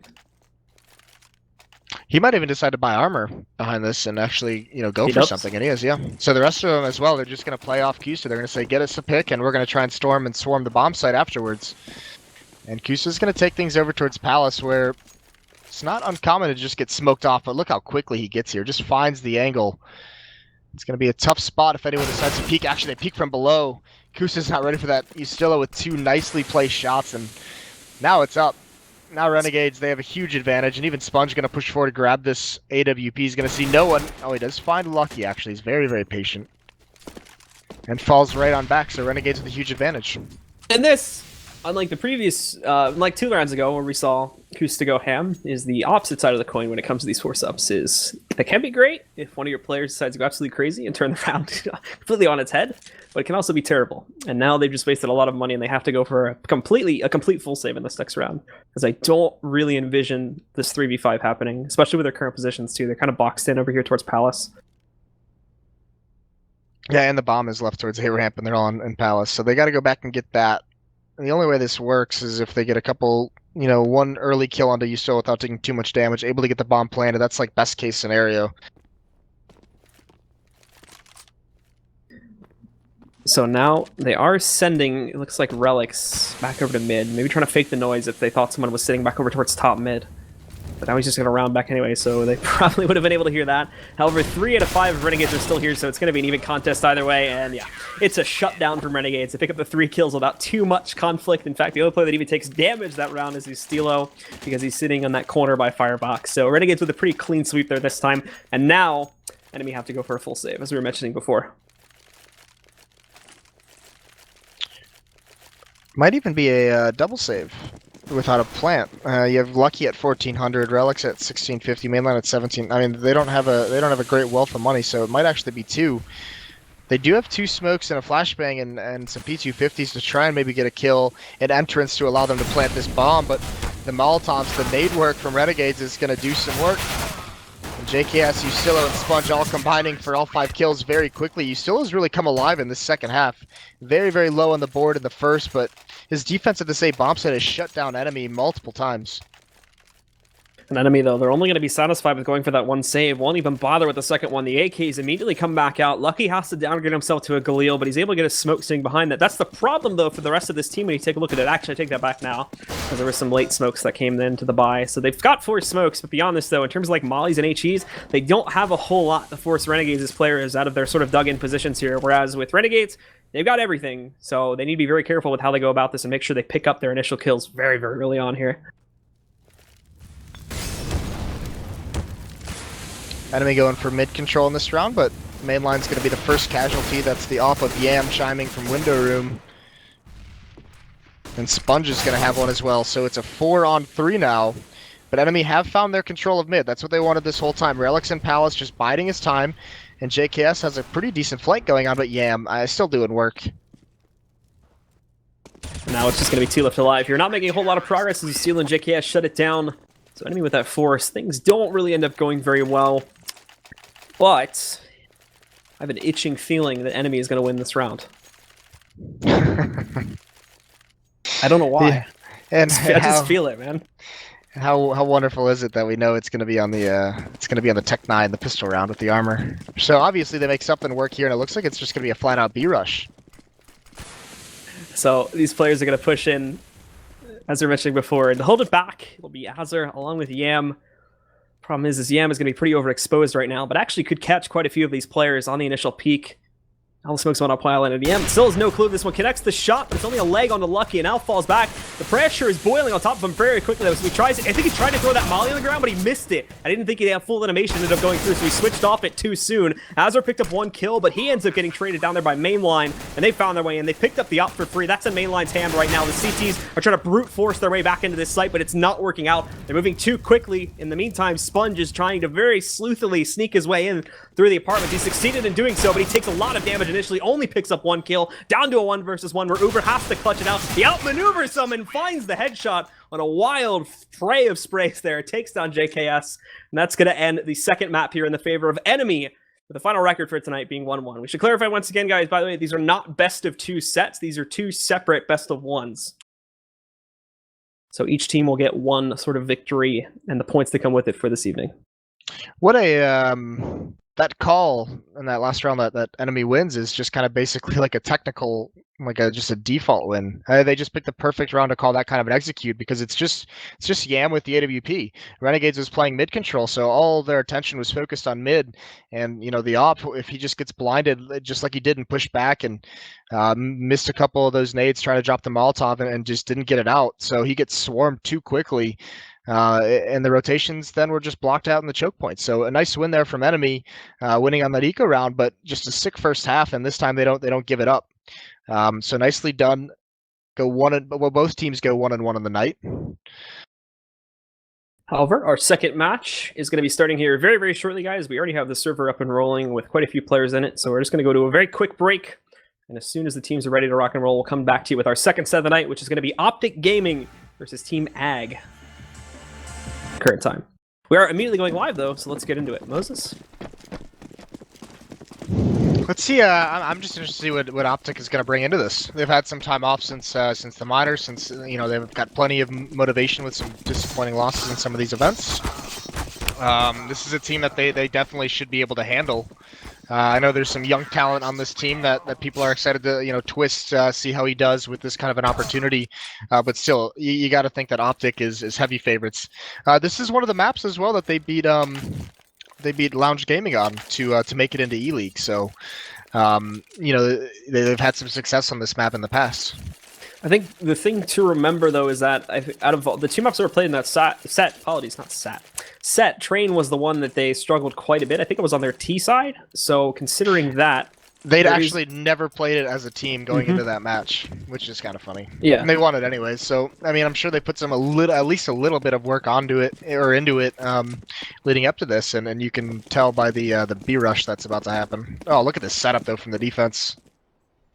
Everybody's on the outside yard, so we'll have to see how it holds itself off, as Els is going to sit down below here too. Not even spotting it rolling down as of yet in the smokes, but Invert catching one inside of it. Now being heavily unloaded upon there, though. He's going to have to drop back down at 69 HP, looking for some more kills. Invert will be the one to pick it up, but they're slowly being wrapped a little bit here. More players trying to work their way outside of Z. It's just a chaos of fighting, but it looks like AGG are holding ground for the time being. They bring it down to a 4 versus 2. The final 2 players from OpTiC are pushed back over here towards the bomb itself. They pick up 2 more, and now it's just Naf left alive as it goes down.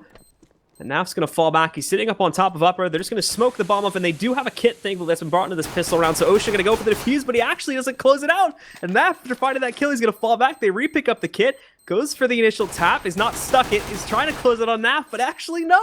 Oh my goodness, that was the question. Does he actually have enough time to do it? And he's moving in with the knife. Oh my lord. No, he got the defuse. That's incredible. The timing. I don't know. Did Naf run out of bullets? I have to assume. Yeah, he did. He's down to just 2 bullets reloading when he hears the defuse click, so he's got to come back in with a knife. Just couldn't find him in the smoke quick enough. It hadn't cleared quite yet, so a miracle pistol round for AGG. That's insane. So AGG started off strong and immediately go for the rifle investments into the second round. 3 FAMASas and a single M4 on Invert. Ocean is going to play over here towards Ivy with the UMP. A little bit of a different arsenal, and he's the one mainly armed up with the utility, but OpTiC pretty late buy with the exception of Nav coming into this next round here. He's gone for the Deagle armor buy, but the rest of the players just going to invest in P250s. But already, actually, Nav has made a lot of progress. Like, he's already outside T connector, sitting over here in the short alley. So he's managed to get that position pretty well. I don't actually know if anyone from AGG has realized he's pushed up this far, but they have to have some idea. Meanwhile, elsewhere on the map, though, Els gets into a little bit of a battle with Daps. Shuts him down. A little bit of a cost to his own HP, down at 19, but still holding ground. Zoff have not been able to move anywhere else besides that as of yet. But now Ruru, tries to shut down Nav, but ends up going the other direction. And Invert picking up some kills zone as he takes out Shazam, and some progress now being made by OpTiC as Naf finds another kill. Invert shutting out 1, and the second kill there as Ocean finding a 3rd in between. They'll pick up the second round, but it'll be a bit messy, unfortunately. I want to go back to that pistol round because, first of all, that was like a 2-on-4 at one point for OpTiC. They should have never even been into that round. That was like some insane heroics in that 1-on-2, and it's just like unfortunate that he doesn't get the round win at the end, because really good effort. But I mean, that was a big goof for Team AGG to even be in that kind of a spot. They let it slip just a little bit. Either way, into this 3rd round, this is going to be interesting because Shazam has an AWP that's based on the knife that came out. That extra $1,500 allows an AWP to be dropped over to Shazam for him to work with. But he's not finding anything over the smoke just yet. Fires through it, lets him know he's got the AWP. 4 members outside for Team AGG. It's just Elsa at the inner bomb site right now. The nade's going to roll in there. There's a little bit of damage to Shazam, but nothing substantial as the rest of AGG. They're actually sitting very far back. Very passive, too. As they already saw in that last round, it was Naf that pushed out over there to the left, and I don't think they actually realized that, so they lost quite a few players due to the confusion surrounding his push earlier on in the round. Now they sit back. Unfortunately, sort of for both teams now, it's the same story on either side, so it's going to be a sit-and-wait game, but OpTiC will pick up the first strike as they'll take down Ocean. eliminating him, and now the rest of the team probably is going to get ready to make a take for the outside yard. They're all lined up for it. It's coming in through T-Con and Ladder Room, as you would generally expect. They've spotted Twists on the bomb train, but Ruru as well, falling back. Some good damage on the Stanislaw, and they'll be able to finish him off. Yeah, they're giving OpTiC a lot of space to work with, though. A very passive hold, just sitting back, holding their angles, and finally now it's working out for him. Twist grabs one under Rush. Shazam hasn't been able to find anything since that opening kill, but now it's Dabs' turn to get aggressive, and Twist just kind of loses track of what's wide open. And Daps is going to get a second one. That opens up the bomb site. There is still Ruru to take care of, but Shazam right through the smoke finds him. Good intuition, knowing where his previous location was. I wonder what's behind this smoke. Oh, there's a player. So, go ahead. It's just smart. I mean, that he knows that's the last known location. His teammates have fallen in that A bomb site. He's got two options. He's got to try and push through that smoke to make a play, or just kind of fall away, and he just takes the gamble, shoots through the smoke. So nicely done from Shazam, and good entries by Daps to really open that site up, force the issue. First round on the board for OpTiC.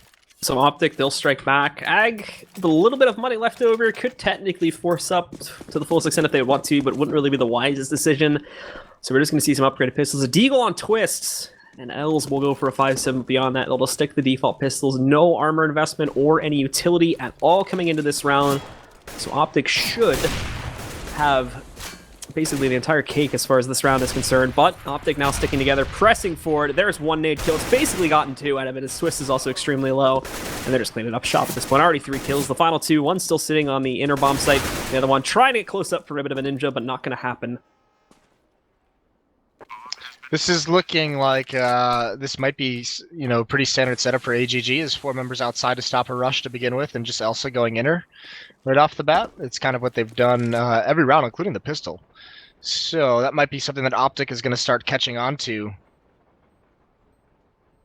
Either way, this round is flawless. They're not going to lose any real money unless they go chasing. No reason for them to do that. So it is going to be 2-2.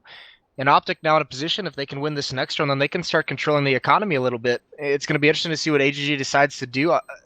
Elsa should have enough for an AWP, at least no armor, or if he wants to drop it over to a teammate. And he does have enough if that's the route he decides to go. So for OpTiC, however, Dap's still armed up with the MAC-10, and actually probably going to stick with it considering how well things have sort of gone for him. No reason to waste that gun in all reality. Whole pistol getting traded around here and there, but OpTic's still pretty well off. And now AGG, though, they're going to get the guns in their hands. And I'm actually curious to see what they do decide to do with the majority of the roster for OpTiC. They could just line up a default and try to use the MAC-10 somewhere either towards ladder and whatnot, where they're going to get a much closer fight. But it looks like... Actually, that might exactly be what ends up happening here. Is this smoke that comes in from the CTs, so they're going to be a little bit cautious, and they should be. As you can see, Els sitting up on top there. Els does not fire back as Daps goes for the opening gambit, but he's not going to connect anything either, so basically no harm done to either team. But look at what this MAC-10 has done. It's just a MAC-10, and they know Daps has taken box halls control, and that forces Invert to rotate back. So automatically, just the presence of one weapon in those box halls forces a rotate, weakens the defense at the outer site. OpTiC hasn't really been too aggressive to take advantage of it. They're giving Shazam a lot of time to work with over in that terrace connector. Now he's going to fall back, and they're going to line up some smokes for an execute, but just impressive how, that one little piece of map control gained by a MAC-10 has influenced that defense so much. I mean, even Twist is up top right now. Ruru playing close up behind this first train. He's going to have a big role to play. AGG is out of nades right now. And Ruru is nice sitting up close. They're trying to take the duel with Shazam, but it's not going to pay off at all. Twist having to sit up on top here as well, inside of Heaven. He's just going to take his time with this one. Invert sitting inside of Z, and as Ocean picks up that first kill from outside of the Ivy tunnel there, now Invert's going to start to conquest out here a little bit. We see Daps also very close to the bomb itself. He could surprise quite a few of these players, and now Invert's going to move out to look for some kills, but Twist, he just hasn't pushed out here as of yet. Now he's finally going to do it, that he has a safe angle to do this from, but as soon as they try to move out, both Ocean and Invert just get destroyed, and then Shazam coming in with another kill there, takes down Els. Just Twist is the final player alive, and he has to fall back down the other tunnel here and try to keep this gun in his arsenal. He'll be able to take down Stanislaw. Should probably be able to keep the gun here too, but OpTiC are going to pick up the round and the lead here. Well, and Rush is on a little bit of a chase. He's just going to sit here and wait and see how far Twist goes. He's going to walk right into his crosshairs, and Rush is going to find the kill. Nicely done, jumping down. Twist cannot save the gun. Back onto the save rounds for AGG, 3-2. Really cool usage of Shazam with that AWP that round. He just stays back in Terrace Choke, provides support. watches the train alleys for any kind of aggressive counter terrorists on the retake and picks 1 or 2 off throughout the round. So OpTiC Gaming looking good so far, now forcing an eco out of AGG. OpTiC proceeding pretty much as planned here into this next round. Pretty straightforward strat, and actually Rush already picking up a first kill, but he sticks around for too long as there was 3 players that pushed up over towards the ladder room. However, that first kill really not going to matter in the grand scheme of things, as you can see from the kill feed. OpTiC just closing it out here. There's another kill from Ocean, actually at a pretty long range, as that nade was tossed out just a little bit too late to stop him from picking up the kill. Ultimately, OpTiC are going to lose 2 of their players. Not a big deal at the end of the day, as AGG are not really, or AGG I think is they're actually called, not really going to be able to pick up too much in response to that. And OpTiC still hold a pretty good lead. Also, for the most part, these kills on the T side, if it's only like 2 of them, can be forgiven. It's much easier to stack up that economy on the T side. And we do have a small pause coming out as a disconnect from AGG. Only 4 players in the server. And here's the tough spot for AGG now is because they bought 2 rounds ago and they were very, very light buys with, M4s, very light utility. Now they're in this awkward spot where actually Invert's got enough money to get the AWP and armor. But outside of that, I mean, it's all, you can't really go for that AWP and have a lot of utility behind it. So it was kind of very scary spot. If Invert had come in with like 5,000 like the rest of them, and then they would have been in a very weird money situation. But either way, they've got to stop this this momentum from OpTiC at some point, because the money's built up as well. DAP's sitting at right around 10,000. Shazam has 11,000. Plenty of money built up for OpTiC to survive a little bit of a losing streak. Speaking of Shazam too, the reason he stacked up so much money is just because, well, he's barely ended up going down. I think he's only died twice. Just checking the scoreboard, so he's actually been sitting back and has been a very consistent player as far as just making sure he keeps his composure and doesn't sort of overreact to the situations that are happening as far as pushing forward is concerned. So he's been alive at every single victory here from OpTiC so far, and as we've seen in the past, he's sort of leading the charge for his team. Everybody actually doing a pretty fantastic job on OpTiC at this point, just looking purely at the kill feed. But now everybody sits at the back of the B site, and they're going to get ready for a quick push over here towards Inner, as Invert along with Els have to try and hold this. And mainly Els now got to catch it. Good spray initially as he transfers it. Picks up 2 as he drops both Stanislaw and Rush. Unfortunately loses his teammate over there towards Upper as Naf was able to pick him up. So he needs to fall back to the bomb train and play things a little bit more passively until reinforcements arrive. Man, this is a sick round from Elsa. Very good movement. Gets those first 2 kills. Now he's just playing solid defense. No one enters the bomb site. The bomb is the lower ramp, and Elsa is just going to chase him down, it looks like. Although Naf does get away, and all 4 members are at the center bomb site. If Naf can get out to the outer train yard very quickly, now he can hold off this choke point for the rotation. Going to get on top of the train. Looks like a boost is going up for the counter terrace. There is 2 there, but there goes Ocean. And the op from Ruru at the other angle is going to make it work out. So AGG survives with 3 members alive. OpTiC going to buy right back into this, though. With all that money built up, Shazam right back on the AWP, and they still have a pretty decent amount of money left to work with. Now as we take a look at what exactly OpTiC will be trying to push forward for in this round. Like we saw before in quite a few of these previous rounds, they've been very straightforward attempts at taking control of bomb sites. We haven't seen anything super duper dynamic just as of yet of the team. So this time, it's actually looking similar to this as they set up just a default now. Nafla is going to hold back a little bit here, just in hoping there would be some aggression coming out from Ocean or someone else from the members of AGG pushing out towards Ivy, but it's not going to happen. They'll just be wasting some time here initially, but some very aggressive positions also being taken up by AGG. There's Els. He tries to push towards Upper, but he's shut down by Rush. He's off there waiting for this exact thing to happen. Now, though, Twist, who's just outside of T-Connector, and Ruru's also inside of the ladder room, so it's going to be a little bit chaotic if OpTiC still decide to go directly for this default setup. The AWP is rotated on Invert towards that inner bomb site to just watch from afar. Smoke's going to come down, and that's going to force a rotate. Oh, look at how hard they're biting on this. Twist and Ruru both coming towards the bomb site. Twist realizes now that he's been pulled out of too far out of position, rotates back towards the outer train yard, but still no commit anywhere from OpTiC. Finally, we're going to see the smokes come up. The wall of smokes right around that outside bomb train. Here comes the execute. Twist trying to delay things by just chucking out some flashbangs. But OpTiC taking it very cautiously. They're still expecting an Ivy push, too. You can see Ocean just sitting back right now, expecting some late entry to come in towards Ivy and to catch him off guard. That is not happening. Now the T's, they get the plant. They don't actually take full control of the bomb site, but it doesn't even matter because of how far back the members of Team AGG are. They're just playing this so passively at this point. Now they need to pick up kills left and right, but they've given OpTiC so much room to breathe. Twist moving forward, as is Ruru here, but he's going to be out in the open. Doesn't matter, though, as he picks up a first kill. Thankfully, Dap's able to find the trade quickly enough. And then Shazam peeking out from T Connector, shutting down Twist. Now this is where those dug-in positions come in perfectly for OpTiC, as Naf shutting out Ocean. Invert is going to get at least one more kill picked up here against Rush, but he's caught in his attempt to fall back behind the green train. Daps will pick up the final kill of the round, and OpTiC will put another point onto the board. Yeah, it's just that over rotation from AGG. Right when that one smoke came in towards the lower ramp, it pulls two players out of position, and by the time they rotate back, they're stuck behind the smokes already. And even if you try and get onto the bomb train and find that angle where you can jump over the smoke and try and pick one off at E-Box before they get to the site, I mean, OpTic's already streamed out. They're already holding that angle. It's just too dangerous for it to work. So OpTic basically get a free post-plant situation off of one smoke being thrown down that lower ramp. And Daps goes for the peek back over there towards the T ramp on the B site. Unfortunately, caught in a nasty surprise, only able to trade out one of those kills.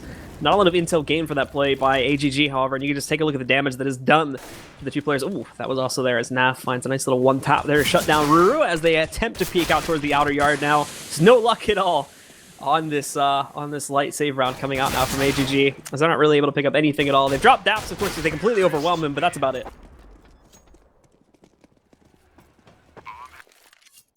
Now it gets into a little bit of a sketchy spot. Twist has plenty of money, but you've got three members below 4,000. Invert's right at 4,100.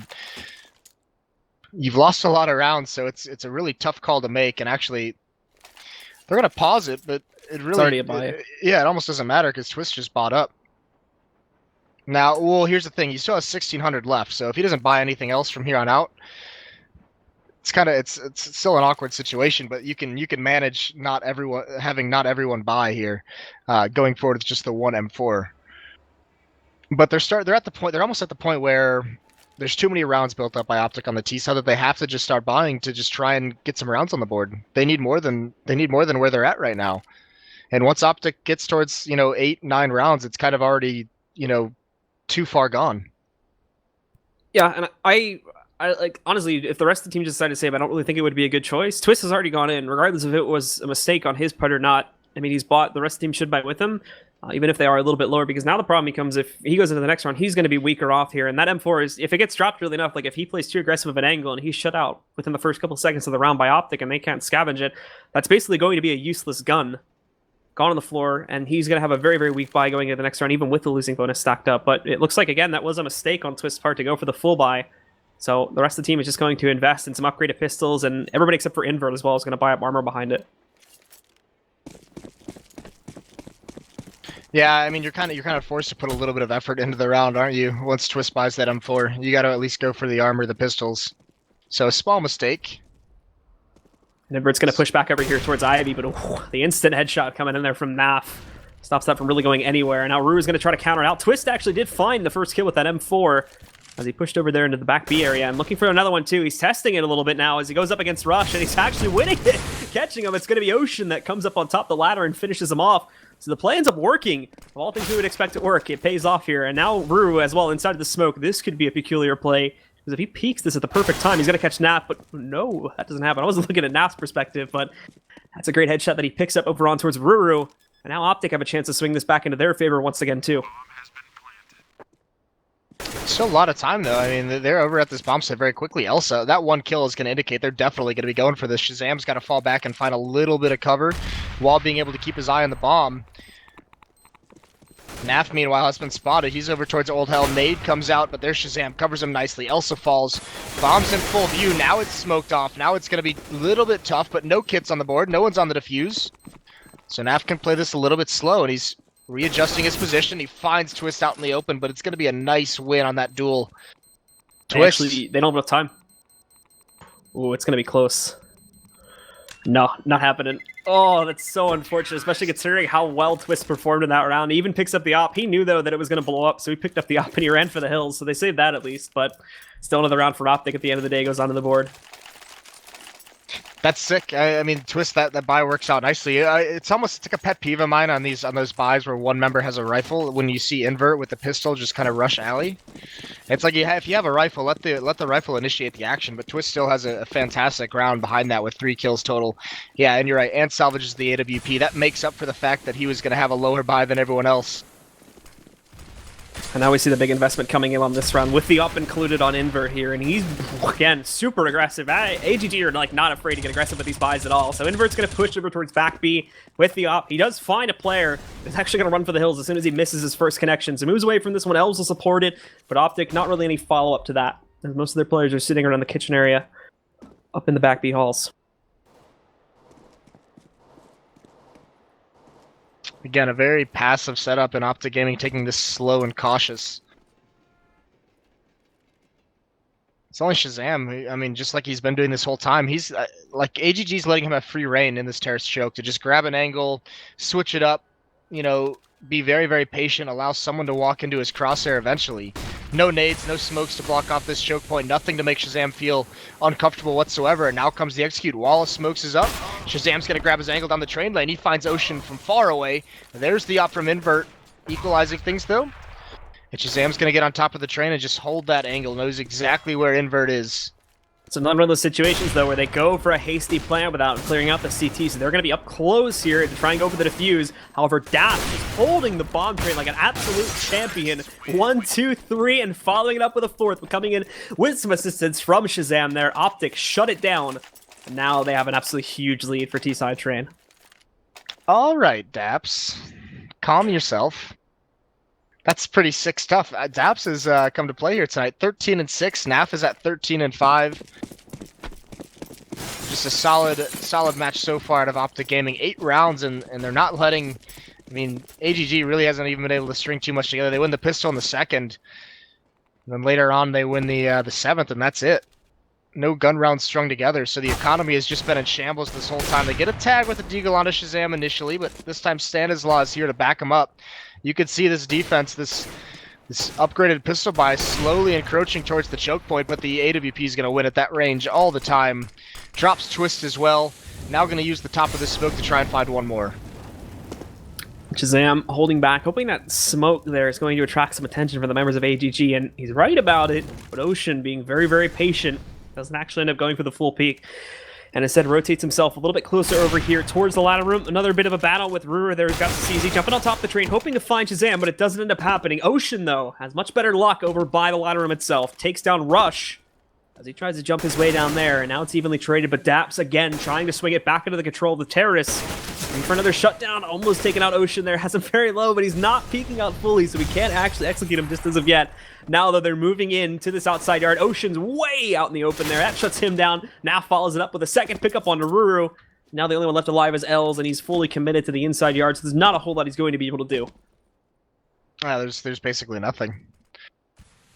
Long-range battles against AKs and an AWP with this P250, that's not going to be a fun time, and in fact, he might just want to try and find an angle and a choke point and hope that someone exits his way. Maybe goes hunting, can salvage a gun off of it, but OpTiC isn't going to let that happen. Everyone playing far back, just playing the bomb wisely. So it's going to be 9-3 for OpTiC, and they're coming out in a big way here. This is a sick match from them so far, a sick first half. And it's only going to build more and more as we get later into these rounds. AGG, they'll go for another buy, but ultimately it's going to be about stopping that pressure situation. I think you've mentioned it a couple times here too. They're leaving far too many angles open here for OpTiC to just press in. We're not seeing smokes coming out towards T-Connector and whatnot in a lot of these rounds. And oftentimes when they do, they get way too over-aggressive with it, try to play these close quarters angles. And OpTiC are almost always going to be the ones to win those initial 1v1s. They need to try and find better angles initially against their opponents when they go for the takes to try and stop it. Because otherwise they're just getting shut down round after round here. Part of it is they haven't had a great economy. They haven't been able to afford all the smokes and Molotovs. This is really the first time they've been able to have a really, really solid buy. I mean, there's 5 smokes, there's 2 Molotovs, there's 4 kits on the board, there's the AWP on invert, so they have everything that they could possibly want into this round to make a stop here. But even if they do, it's almost gotten too far out of hand. And invert sitting back to smoke. Roll back in there now. Finally, the smoke comes in towards T-Connector, so not a whole lot that Shazam is going to be able to do early on in the round unless somebody goes on top of the train. And ooh, There's Ruru moving up, gets some good damage on it. Shazam, they find that's the other thing too, is that Shazam, it hasn't been like he's been playing the op from a different position over there in T-Connector every time. He's always been on top of that one box trying to take pot shots. And finally Ruru catches on to this now. Almost manages to take him down completely, bringing him down to 4 HP, but at the same time he's not going to be very careful as he presses forward. Stands on the other side if they get too aggressive. At the same time, Shazam at this point in time not even actually peeking out towards it. That's actually, oh, no, apologies, that bounces the other direction. I thought it went inside. But that's a great melee to force standout, but not actually going to end up missing or hitting. Ruru and Twist are playing very aggressive though out in mid. They were playing very close up to these choke points. Twist at the E box. Ruru is behind that first train, but they just call it off as they've run out of smokes, run out of Molotovs. It's just invert with one, and he's towards the inner bomb site. So without those nades to block off the choke points, they get a little bit more passive, and OpTiC Gaming has just been waiting this out. They have plenty of smokes to work with, plenty of Molotovs when they want to do this execute, and here it comes. This is just what they've been doing basically this whole half, waiting around to eventually do an A execute. And it's this standard execute, wall of smokes, and the defense is going to have to be mounted by Twist and Ruru. Ruru does get the first one before being traded off. There's Shazam still in T-choke. He's trying to cover his teammates, but he only has 4 HP. He's got to be cautious. Twist is going to try to circumnavigate these players too. He picks one up. They left that little mid aisle there open for business, so quite a few kills have already been mounted from that as AGG now pushing in. This is again that problem. They went for the hasty plan, and you can just look at Nav's perspective. He's looking every which way trying to shut this down. There's nothing they can do. The coverage was nowhere near as good as previous rounds, and AGG actually are going to have a fairly simplistic retake this round due to that. Yeah, once again, it's Twist putting in some work. He's at 9 and 10, so is Invert 9 and 11. But that round is all Twist. 3 kills on that retake. But still, just too much money has been built up by OpTiC. It's going to be a buy right back into it, and if the rest of this half is any indication, they're just going to reset the economy. But the big change-up for AGG, if they want to get up towards 6, this double op setup has got to work. Now everybody from OpTiC pushing over here to the back B halls once again. Someone is getting aggressive. You can see Invert, but he didn't even notice. Sitting just below him was Naf, and that's going to completely catch him off guard. He was hoping they'd still be in white halls at that point. That's going to end up messing them up now, as they still only have L's to defend this, despite spotting like 3 or 4 players inside of the back B halls. They're just now starting to rotate everybody over there, and it's just too late. Everybody trying to get to a defensive position from AGG. There's nothing they can do about this. Roro, at the very least, is going to win a 1 versus 1, taking on Naf, but now they can even get into this bomb site to begin a retake. Yeah, no, that push at the upper ramp just gets slaughtered. And from there, everything just collapses around them. Good call to save, though, here from Ocean and Ruru. They're the only 2 who won't be able to buy in the next round if they lose these weapons. As long as they survive, that should be virtually another full buy for AGG. But it might be too little too late. This is a really nice half from OpTiC. Very, very far ahead. They're about to be up towards 10 on a CT-sided map. Yeah, assuming this doesn't completely turn around now for the members of AGG, and they can at the very least try and pick up this final round. If OpTiC gets started with the pistol round, I do not see AGG being able to pull up an impressive enough T-sided half to mount the comeback that large. Especially when you consider, reputationally speaking at least, just how huge the gap is between these 2 teams.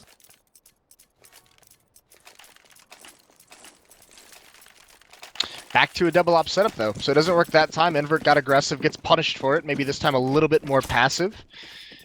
He is going to go inside once again with Elsa, but it looks like more than likely they're just going to set up a stack at the lower ramp, just try and pick one off and fall away. They're going to get their opportunity. 2 members of OpTiC are here. They do at least get a trade. Daps grabs one, and he gets a second one. Invert goes for a repeat. This gives a lot of space. Daps can just push in. He knows he's killed all the defense here, and now he can push up at these train lanes, and he's beaten the rotation. It's just Twist who's come back. That smoke is going to force him to be very, very passive, though. Ruru's on a big flank, though. And this is going to be insane. OpTic's not suspecting this whatsoever. Nade out, gets 1 kill. The second one jumps by him. Ruru's got to win this fight, and he's not able to do it. Shazam does drop him. The remaining 2 CT members, Twist and Ocean, are far back at the center bomb site. It kind of sucks to see Ruru, because looking at him a couple months ago, and actually we're not going to call this as of yet, the members of AGG might have a chance as of yet to win this round. However, comes Stanislaw on the flank, and he's going to be able to close things out. But going back to my point, it's pretty unfortunate for Ruru, because when he first sort of jumped into some of the pro teams last season, as he was hopping around a little bit, I was expecting him to do much better, because when he was playing like premier level and main level teams as of a couple months ago, like back towards the summer of last year, he was actually, I was hopeful for him to do really well in pro, but ever since jumping up here to Pro League, just haven't seen all that much from him, unfortunately, and that's a bit disappointing in my own regard. Yeah, he's been bounced around on a couple teams that haven't been the strongest, so that might be part of it.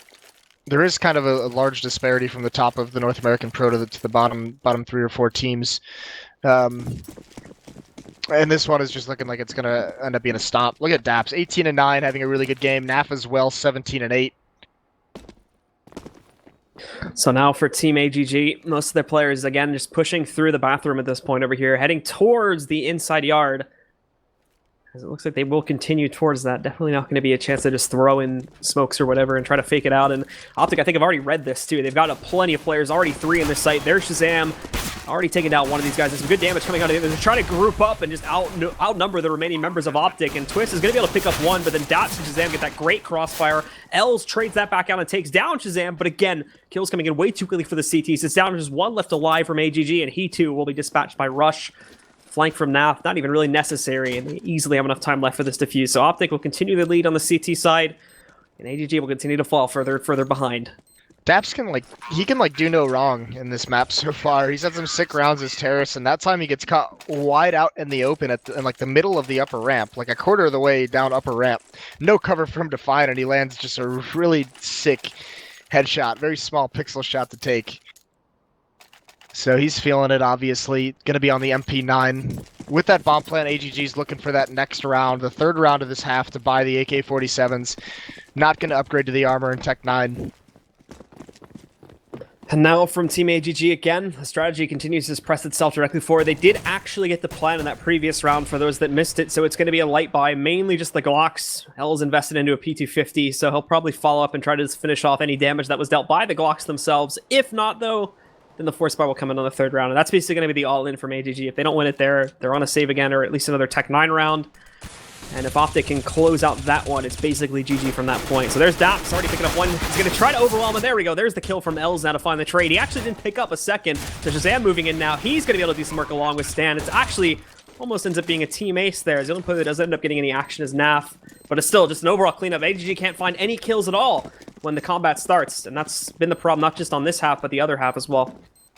They didn't invest too much, though. I believe they only had like a smoke and a flash, and they get a plant out of it. Kill doesn't really matter, but they do get the plant. So they can have 5 really strong AK-47 buys. They can even go for an AWP with no armor if they choose to go that route. So those 2 plants are really giving a lot of options to work with. And they're going to go for the 5 AKs, and look at all the utility they have on this 3rd round. That's sick. 5 smokes, 4 Molotovs as well. There's not much more you could ask for in a 3rd round. Now AGG, we'll try something a little bit different this time. I say different, but still fairly predictable from a strategical standpoint. Probably just going to try to set up a default here. But the problem is, if Ruru proceeds towards Ivy, he's going to have to catch Rush early as he's sitting up on top of the smoke. They're even going to re-smoke it now, too. And it might be something he just won't end up catching, and if so, Rush gets the easy kill, and that's already one of the big angles that is completely shut down, and AGG won't be able to use it for the rest of the push.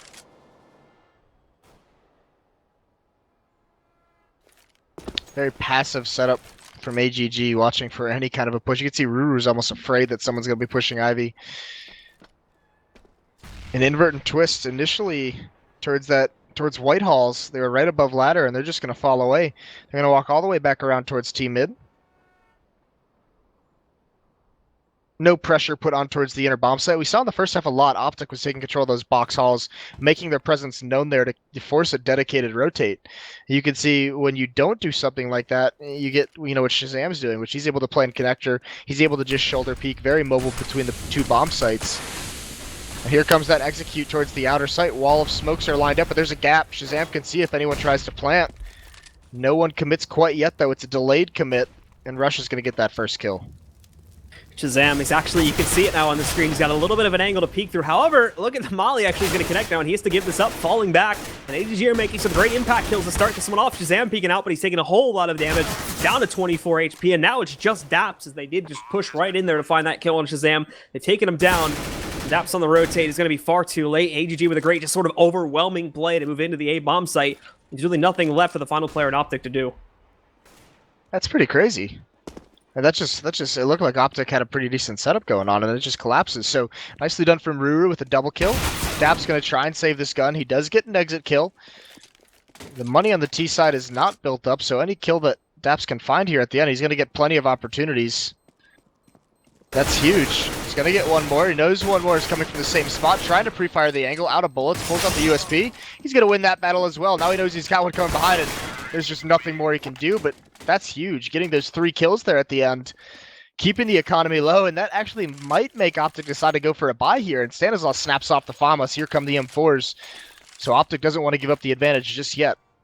Ocean won't even have any utility now because he's because of the way that this ended up going. Twists obviously still has quite a bit to work with here because they managed to keep the AK rolling for the previous round, but the rest of this team, look at this now. This is horrendous in terms of what they have just to clear out players of OpTiC that are in center positions. They've got smoke so they can make their attempt at a strat, but HE's, mollies, none of that really being seen here from AGG, and that's going to hurt now, especially if OpTiC can pick up some kills early on with aggressive movement.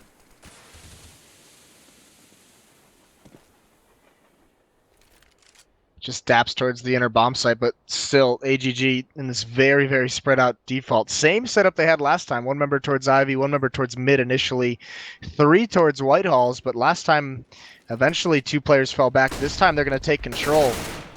Daps is going to hear all this, and he's only got a CZ, so this time Shazam's got to play a little bit more dedicated towards this inner bomb site. He shifts over towards that upper ramp. So a little bit farther away from rotating to bail out any kind of outside bomb site execute. Now again here, AGG have got to make that decision. Have been met back with a little bit of aggression coming in from the CTs over on the B site. There's a couple smokes and whatnot have been tossed in to try and hold them back, but it still looks like they're gravitating towards that.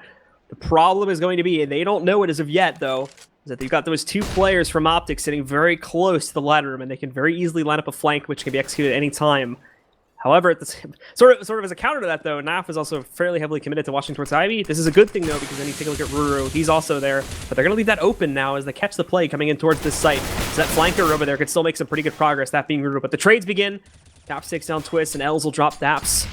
So now Shazam's actually going to make a pretty aggressive movement here, too. Invert, the mistake to go for the jump actually ends up costing him his life. That's now brought down to 3 members left here from AGG. The flank from Ruru, though, could be so huge. He's not revealed himself just yet. He's got to do it soon because he has a teammate already fall. He does long range, but he misses the kill. Now he gives it up. He does find Naf, but it's a 1-on-3, and he's got no eyes on the bomb. This should be an easy defuse. There's no kit, but that shouldn't even really matter. Ruru's just going to bail out. He's going to give it up. 14 rounds for OpTiC, and they reset the economy of the terrorist side. Nicely done from OpTiC on that retake. And that's going to put them in a prime position now to take control of this map. AGG, they'll have one more semi-decent buy, and they're probably going to make the choice to go for it here. Just taking a look at what they have now. Quite a few of their players still are going to be, actually, no, they're going to go for Tech 9s instead. I would have thought they still would have been able to afford rifles, but they want to try and save some money, it looks like. So Tech 9s for the most part. Ruru is going to be the only player that actually has the AK and Twist with the CZ. OpTiC armed up to the teeth. The only thing they're missing is an Op on Shazam, but out come AGG. They're just going right for it now. They're going to be able to hear Twist pushing through, but there's no punishment. Perfect flash for Twist. Completely botches the spray. An entire clip and not a single shot's connected. Awkwardly has to run in that corner and try to survive, but already now there's 2 kills coming out from OpTiC. Els traded 1 more, but Naf just doing work coming back over through Ivy there. Ruru trading out 1 more with that AK, but it might be a little bit too late to do some work. I take that back. Ocean lining up a counter flank, takes down Naf, and now Ruru trying to peek out. He's shut down by Shazam, and it's just Ocean lined up with a 1 versus 2. Does find that first kill, and he does have the bomb in 1 minute and 10 seconds to work with, so plenty of time to make something happen here. And he's going to play some mind games. He's going to let Daps sweat it out. He's taking a very long route, going all the way towards Ivy from T-Choke. So Daps is going to have to get into a little bit of a better spot. There's a certain timing that Daps is starting to get that inclination. You can see him finding some cover where he can rotate back and forth, kind of swivel each way, and he does peek out towards Ivy, and this timing could be perfect so long as he holds this angle. And Ocean, he walks out just as Daps aims at the train where it's not possible for Ocean to come from. So Daps takes his eye off the ball for just a second, and Ocean takes advantage of it. Nice one-on-two, victory for Ocean. 14-6 now, and OpTiC is going to be forced onto a save. So still not able to grind it out quite yet. Plenty of rounds to work with, though. Kikona. So now for AGG, a very, very long battle still to make this comeback happen. But OpTiC have finally broken themselves now economically. Nothing left. P250s, just a couple upgraded pistols here. I expect a big group up to try and counter out some aggressive movement from AGG. But AGG are still going to stick to the slow type of play they've been using in the previous rounds. Yeah, I mean, they're just making sure that they don't get any kind of aggression, just screws them out of a round. They're playing this so incredibly safe. The big thing now, too, is, I mean, still, it goes back to just a couple rounds ago where they lost those 3 guns on the chase. Their economy is still weak. You could see everyone's below $700 except for Invert. So this is another round where they just can't afford to take a whole lot of damage. So good that they're being cautious, and where do they decide to go eventually? The bomb is right above the ladder. Invert's watching the flank on ladder with the bomb, so he's just making sure that he'll have a quick rotate towards either the inner or outer bomb site, whatever his team chooses. And Stan, gonna head up that ladder. You take a look at Invert. Okay. Why not? Alright, well, Blue's broken. In the meantime, OpTiC is just gonna fall apart at this outer bomb site. Rush is gonna be on top of the train. He does get cleaned out, so I don't know what happened to Twist. He gets wrecked. He falls to his death. He plummets. I'm sorry. That's yeah, man. Have some fun with it. Tell me what you think of that play, Blue. I don't know. I didn't pay attention to the rest of the round after I saw that spray attempt on the steps, and then Twist somehow. I think he died from fall damage, right? Yeah, he did. Oh yeah. Jesus. All right. Why not?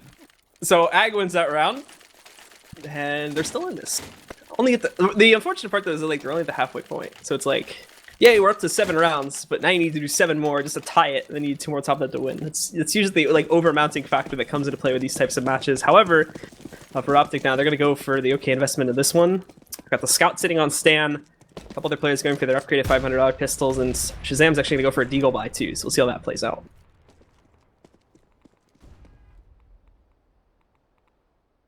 Still this very, very slow, cautious setup. Not wanting to risk anything whatsoever. It's an inside stack this time from OpTiC Gaming. It's just Daps at this outer bomb site. And this really doesn't matter early on in the round because it's just taking so long for AGG to really commit anywhere on the map. So no fast play we've really seen out of them quite yet in this half.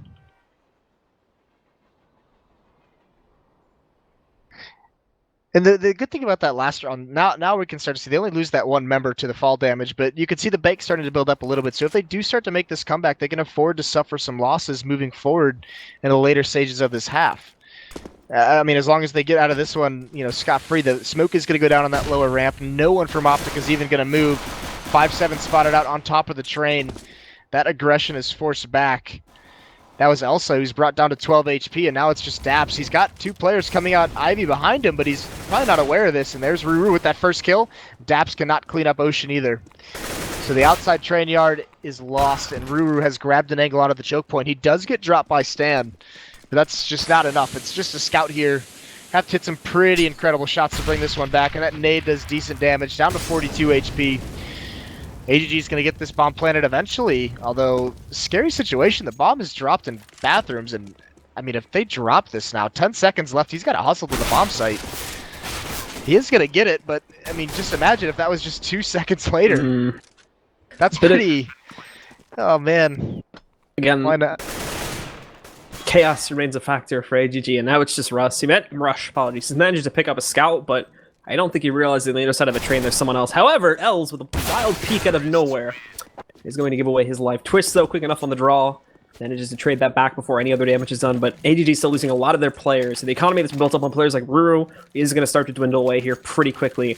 OpTiC, though, still have not been able to pick up another round in the past 3, so they're not in the safety territory just as of yet. The good thing for AGG is all the rounds that they lost, the 3 rounds they've lost in this half, were all plants. So they got all the bonus money. That's why they've been able to buy, you know, throughout this half more often than not.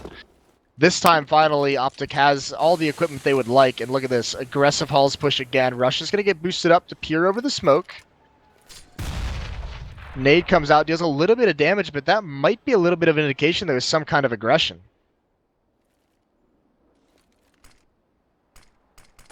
And now the rest of the members from AGG here, just sitting back, lining up that default, getting ready to push themselves in. But OpTiC, I think they realize that this is happening now. They've got Rush pressed up to that position, sitting up on top.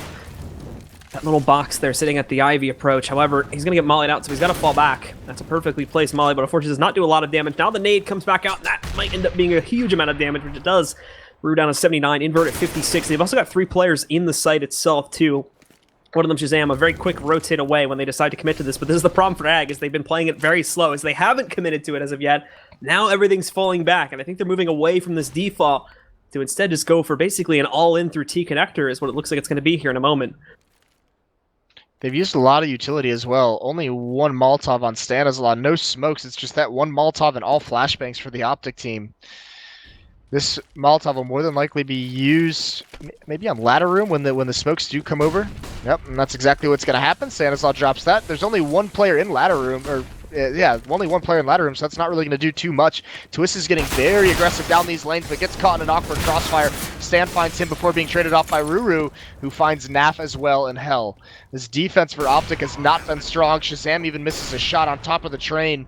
And now it's a retake situation, but OpTiC might want to just save this if they can't find a pick, but Shazam, he gets a good quick shot onto Ocean, who gets aggressive, and now it's on. Now Invert falling back, taking a little bit of heat back down over there through the short alleyway, and Shazam finding another hot shot. Els, though, just lining them up. Daps and Shazam both fall down. Now it's a 1 versus 1 here. Rush, he needs to pressure this. He doesn't have any utility to make this happen safely, though. Trying to blind fire into Rush, and now the peak comes out, but he's looking down at the ground, not even defusing the bomb in the process. That's going to hurt now as Els shuts him out, and AGG pick up yet another round, 5 more away from tying the game up. Yeah, things get very hectic for OpTiC in that situation. Shazam just kind of flying by the seat of his pants there, lines up with Daps. That allows Elsa to spray them both down. So not a whole lot of patience in that 3-on-1, and Elsa's able to get away with a miraculous win, and all of a sudden, I mean, AGG looks like they're starting to grab some momentum. Their money still isn't great, but they've won 4 in a row now, and OpTiC doesn't seem to have any kind of great answer in these gun rounds.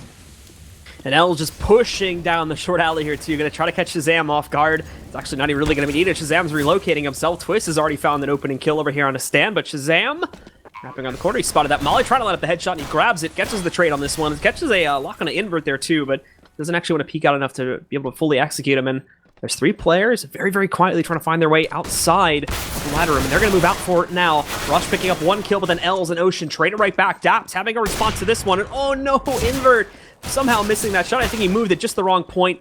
Thankfully, though, switching over to the pistol and finishing off the second player behind him. It's just Daps left alive now, and he's stuck in between a rock and a hard place, essentially. Manages to find an AK, and now he's just going to run away to save. He's being chased right now, though, and that is also with another AK-47. I think Daps is probably going to die with the bomb anyways. It's a nice headshot. Oh, he just gets far enough away. Only takes 2 damage. So nice find for that AK-47. They have the full losing bonus, so it's not a huge issue either way, but that's going to help in the future. And now it looks like Naf spot the AWP, and that's okay. That's the thing. That 1 AK-47, Daps drops the AWP over to Shazam, so a double op setup comes out for the CT side. This is the switch up they want to make. And it's going to be a little bit tough to deal with the executions that have been coming out for AGG. With 2 ops, they're going to be very smoked out, so they need to find a pick early on.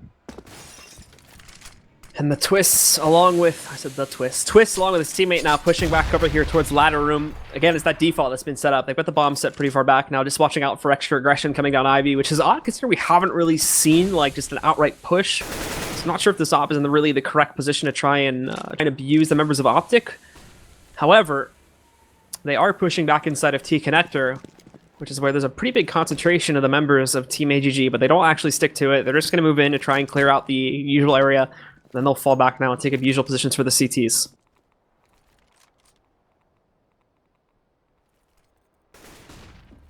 Yeah, Stan very aggressive towards the ladder room. Big switch in the defense. The ops are still very far back. Naf watching Ivy, and he's actually going to pop flash himself into a peek. Doesn't commit to it, though.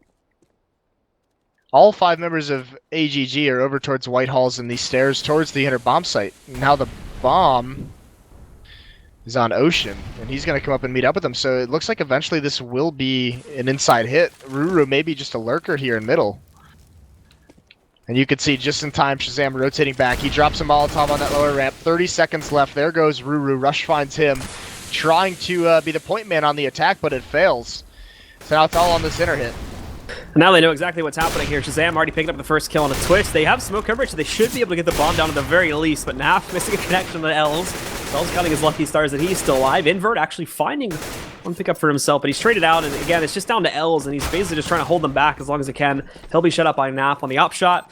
Already well on their way to the defuse at this point, too, so they're going to pick up another round here for the side of OpTiC. Now they sit at match point, and although it's been a good attempt from AGG to make a comeback, and of course, they'll actually, they may not even, they'll still be able to buy, as of course, they'll be forcing it. Most players should be able to get exactly what they need. But, going back to my point, ultimately, this is what it comes down to, is that they gave OpTiC such a huge lead in the first half, and now they're still 5 rounds behind. Meanwhile, OpTiC only needs to close out one more to win this. Well, these last 3 rounds in a row for AGG have been, you know, 2 members survive, 1 member survive, and then 1 member survive. So they've lost so many players. That's why you see that was a 5-round win streak, and all of a sudden they lose 1, and it's going to be a very sketchy buy situation. You know, they can have Invert can get an AWP with light armor or an AK-47 and full armor, but everyone other than that is going to be heavily pressed to have any kind of utility behind whatever they buy, unless they go for a Tech 9. So really nicely done from OpTiC on their ecos, just managing the economy, making sure they can grind them down. And it does circle back to your point. Such a good first half. That's one of the ways, you know, they can win in terms of money, by just grinding down their opponent, and that's exactly what they've done here. So now, I assume the pause, of course, is coming in from AGG, just trying to figure out how exactly they want to go across this buy, and how exactly they want to strategically try and approach this here, too. As they might be out of options here if they can't innovate and try to catch a surprise on OpTiC there to shut them down and start them from gaining points again. This is another thing, too, is for OpTiC, at least, you look at their money, they're nowhere near stable. The only player that really has a good thing going for himself is going to be Shazam at 5.8k, so he would really be the only player that'd be able to fully rebuy. And if they did decide to force up after that, they would have to drop. They still have a pretty comfortable lead at 15-10, so more likely they could just go for a couple saves after that rebuy, but it does keep that gap a little bit closer. And if AGG can pick up at least this round, they still might have a chance to bring it very, very close at the very least. Well, here's the tough part for AGG. That strategy that's been working for them in this win streak, in this comeback, has been that outside execution, that wall of smokes at the outside train. They only have 2 smokes to work with in this round, so they can't even do that tactic even if they wanted to. They're going to have to change things up. Out of that default, they're going to have to be able to find a pick with the AWP of Invert. A lot is going to be on his shoulders to give him an advantage. Now we're just waiting for that unpause to come in. They've already gone for the full buy, just waiting on them to finish up whatever they were strategizing, and it looks like they're ready to rock and roll now. So here we go with what could possibly be the final round. OpTiC Gaming are into the teeth. They've got all the utility, all the pistols, all of the main weapons that they could ever want to use in this round. As for AGG, we should mention too, Daps actually, because he said to go for a rebuy, he didn't get dropped. Daps actually still does not have armor in this round. I don't think he had armor in the last round either. It's gone for the utility buy over the armor.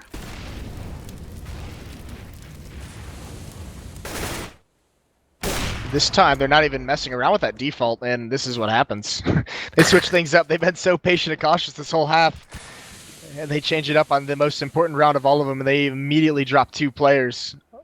1 to NAF with the AWP and 1 to Rush with the AK-47, so huge advantage now for OpTiC Game. You can see them at the outside bomb site. They're just sitting far back. They're going to be able to rotate quickly towards that inner site when this hit does come in. This is pretty much all they have left, but there goes Ocean as well. NAF gets a second. That is the bomb as well. Now everyone starts to rotate in, and NAF can just keep eyes on it. Not even a smoke for the AGG team to use. This is like worst case scenario. They do have an op, but NAF's just going to win it out. It's all over for AGG. It was a nice attempt at the comeback, but it is going to be, what, 16-10, I believe it was? Yep. 16-10 is going to be the final score for map number 1 here on Train. The guys on OpTiC will end up closing it out at the end of the day due to the huge lead they stocked up for themselves on the first half. A little bit of triple closing things out in the second half, but it's kind of actually a pretty normal procedure for North American teams, so not too surprising to see that happen. We'll move on to map 2 here, guys, in just a few minutes, though. It's going to be on Cash, if I remember correctly. So before we go to break, anything else to add, Moses? No, just nicely done from OpTiC, grinding out the opponent. Good first half. All right, we'll be back in just a few, guys, with map number 2 of our final set of the day here between OpTiC Gaming and AGG. Well, thank you very much. I think it is live now. Please ignore the score at the top. It is 1-0 for OpTiC, which explains why, of course, we see some very intense guns despite the score being 0-0. So the match medic worked. Scoreboard. So I believe we can just manually fix that at some point. And if not, just always +1 on OpTiC score. Yeah.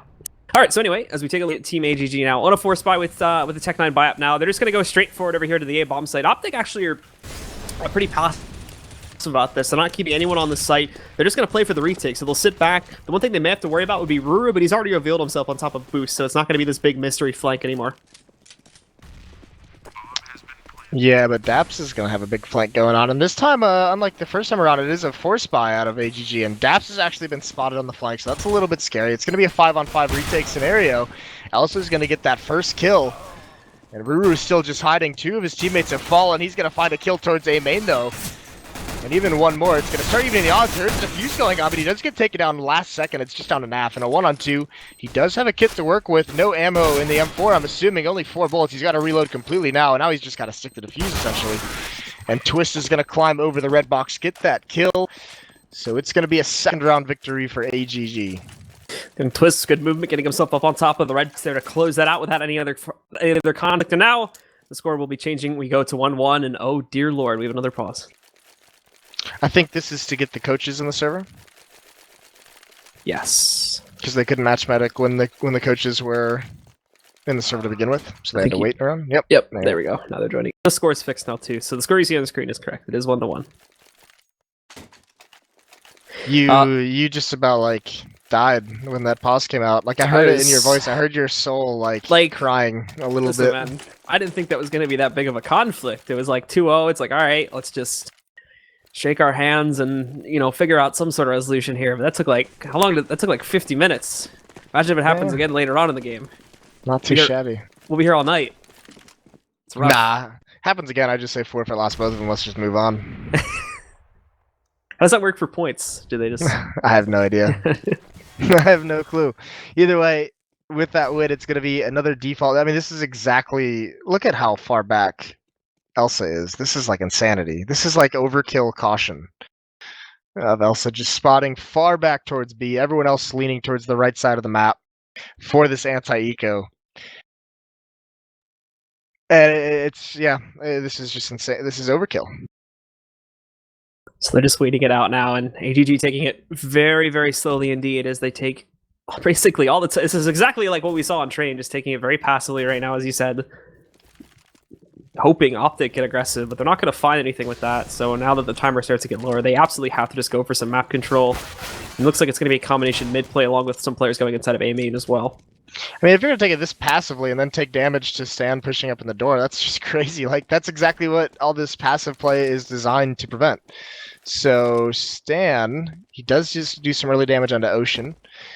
And AGG has reconvened up towards mid, so they have full mid control. Now they can pretty much go wherever they want. There's no intel on this from OpTiC Game, and they can't cheat any rotates over. So this should be a pretty free take of this B bomb site. Daps is left all alone in here, and there's really not much he can do. He's going to try to hold off on the site. He is getting some reinforcements up towards Heaven. That's going to be Naf coming in to support, but it's too late. He already loses his teammate. Now he's just going to pull the reversal, get himself out of the site. Might be able to catch Ocean on the jump, but it's not going to happen. Now the smoke comes into play. They've got full coverage on this. However, some players from AGG are very low, looking at Ruru and Ocean specifically. So they're going to try to come in and finish those players off, but it's not going to happen. Just down to Nafalai, back up in Heaven. He's shut down. The members of AGG that are still up and rolling, and they're going to be able to pick up the round, leaving the score at 2-1. It is 2-1, not 2-2.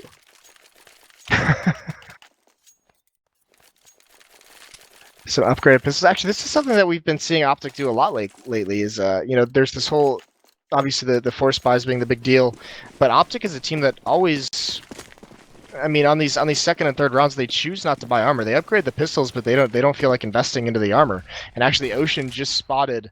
That's Nafly pushing up, so he knows he's got one close to his left, so he's going to win that duel pretty easily with the Mac 10. Opening kill goes for AGG. And Rush moving up there. Not going to be able to catch Ruru. Still sitting safely behind the door for the time being, but AGG still playing things fairly passively in terms of trying to pick up some early kills. Now Ruru trying to investigate a little bit what may be outside of that door, but OpTiC are just going to sit back and wait for them. They themselves are actually sitting back much more this time, just waiting for the play to come out from AGG. Definitely still not going to be catching anything. As look at this play inside of A main, moving ever so slowly, but Ruru's patience thankfully pays off. Opens the door, catches one of these guys, and then they're going to be able to catch a second one. Stan trying to get in a position, gets Ruru on a trade, but Twist is going to pop right out, takes him down. Now they're down, there's 2 left alive from OpTiC. It's Daps and Shazam, both on opposite sides of the map, and you can already see Shazam rolling back. They're just going to be looking for exits at this point. There's nothing they can do to stop the members of AGG from picking up this round. Ooh, nice shot there from Invert. So yep, just on a Daps, just trying to get one exit kill. He does have that P250 long range, not able to land the shots, can't do the damage. Ruru takes him out, so heading into the next round, the first gun run that we'll see. There's a lot of money built up on this AGG side. That caution has paid off. They've only lost one member in the past 2 rounds, which is a complete reversal, you know, to 2 hours ago on Train, if we can recall. AGG took a lot of damage on all their anti-ecos. So, I mean, their economy was always so poor because they kept losing players to just pistols. This time they stabilize. Plenty of money built up, but they have the AWP of Shazam to go against. He's got that towards middle. It is a pretty standard setup with Shazam just playing solo with the AWP in the connector, and actually Daps takes a lot of damage. They do an aggressive door push, he falls. And even Stan, he gets caught with his nade out, and he gets brought down to 30 HP, so this has not gone well for OpTiC Gaming on the aggression. Stan's actually still alive here too, so he's going to be able to retreat. Ruru, even more impressively, manages to keep himself in the mix with only 1 HP left alive. So Bowen's actually going to end up dying in that encounter there. Still only looking at Daps as the only casualty in this round. The rest of AGG, again, especially now that they've been aggressed upon by the members of OpTiC due to that push over there towards Squeaky Hallway, they're going to be sitting back, really far back, just outside of A main, not making any sort of movement to go for the site take as of yet, as they're going to let the timer tick down pretty far before they even attempt something like that. Yeah, still very, very slow, but look at all the time this is giving. I mean, Stan is going to get boosted up over towards the bomb site. That's going to be a great position for him to be in. Shazam is going to be able to fall back and kind of do a little bit of a bait for him. These smokes are raining over. Shazam just being cautious of over towards mid, so it's going to be all on Stanislav boosted up to find some damage. He's got 30 HP, dodges a flashbang. I think I got to check this. They hear the op ring out. Shazam can't land the shots. There he goes. He gets his first one. Stan still has not revealed his presence yet, and it's going to be a free kill. He does get blind, but he finds the offer. 1 kill for him. Shazam chiming in even more. This attack has taken so long to come to fruition. It was looking terrible until Ocean turns things around. Now he's down into a 1-on-2. And Ocean finding a nice headshot there, almost executing this on his own, up to a 3K, looking for the 4th, but Nap's going to fall back. 10 seconds left on the clock here. Ocean needs to get the bomb on the floor. Thankfully, that molly going to expire, and ooh, Ocean dropping down for the red box just in time as there were shots flying as he was moving himself down. Now he's looking to figure out where exactly Naf is located. Knows he's still somewhere on highway. He's expecting him to push up. Catches his location, and now going to throw the molly on the right side. Pushing out, looking to finish him off, and he's going to do it. A 4K from Ocean. And AGG continue to lead here up to 4-1 in their favor now. Ocean came to play out of this pause. He's had enough. Nice 1-on-2 win for him, and that looked so scary once Stanislav got boosted up, but a flashbang came out just to slow down any kind of multi-kill he could have gotten. So a little bit unfortunate on the timing, but now OpTiC, after winning pistol, they're on the back foot. I mean, they're going to be forced onto another savior. They have 4 HE grenades, so they're going to nade stack over towards mid, but this shouldn't do too much damage considering how passive AGG has been playing this. In fact, all 4 nades have been used, and they do 16 total points of damage. Daps is spotting a little bit of the player base there, sitting behind the box inside of the garage. He does manage to spot, I think it was Ocean who was jumping it there. Neither player ends up taking a shot at each other, but respectively see each other. And Ruru, actually, Naf is going to end up walking into Ruru's spray, so that's a bit unfortunate. Not just him, but Stanislav down at 41 HP due to that trade too, as they were technically lined up. It's not going to be enough to actually kill him. However, still brings him down very low, and AGG get themselves off to a good start again here in round number 5. Especially considering OpTiC don't really bring anything to play in this round. Just a 5-7, a CZ on Rush, and then P250s on the rest of the players. No armor investment, and barely any utility as well that's left now as we get to this late in the round.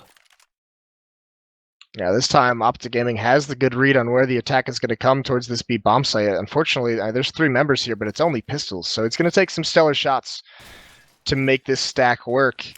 But you got to imagine with 4 Molotovs, plenty of that. Oh, actually, 1 Molotov misses. That's not good. It falls a little bit short, so the bomb site is not being cleared out by this fire. They might think it is. There they come onto the site. Elsa gets 1 kill, and there's Daps. Pounces at the right time. Shazam gets a 2nd kill as well. That's the bomb down. 3-on-3. They swing out wide. They get a 3rd kill. Invert falls. This is all because of that ruined Molotov. Now it's become a tough situation for AGG. 1 misstep, and all of a sudden they're struggling to win this round. Another Molotov comes out, not doing too much damage though, but nice recovery. Elsa and Ruru each get 2 kills. Rush has got to reload. That's CZ. That reload time is brutal. Rush takes a fight. He wins that down to a 1-on-1. Elsa only has 2 HP to work with, so he's spamming the edge of the box, trying not to take this fight. Now he hears the reload sign, and it's going to be a free kill. Such a close round, only 2 seconds left as well.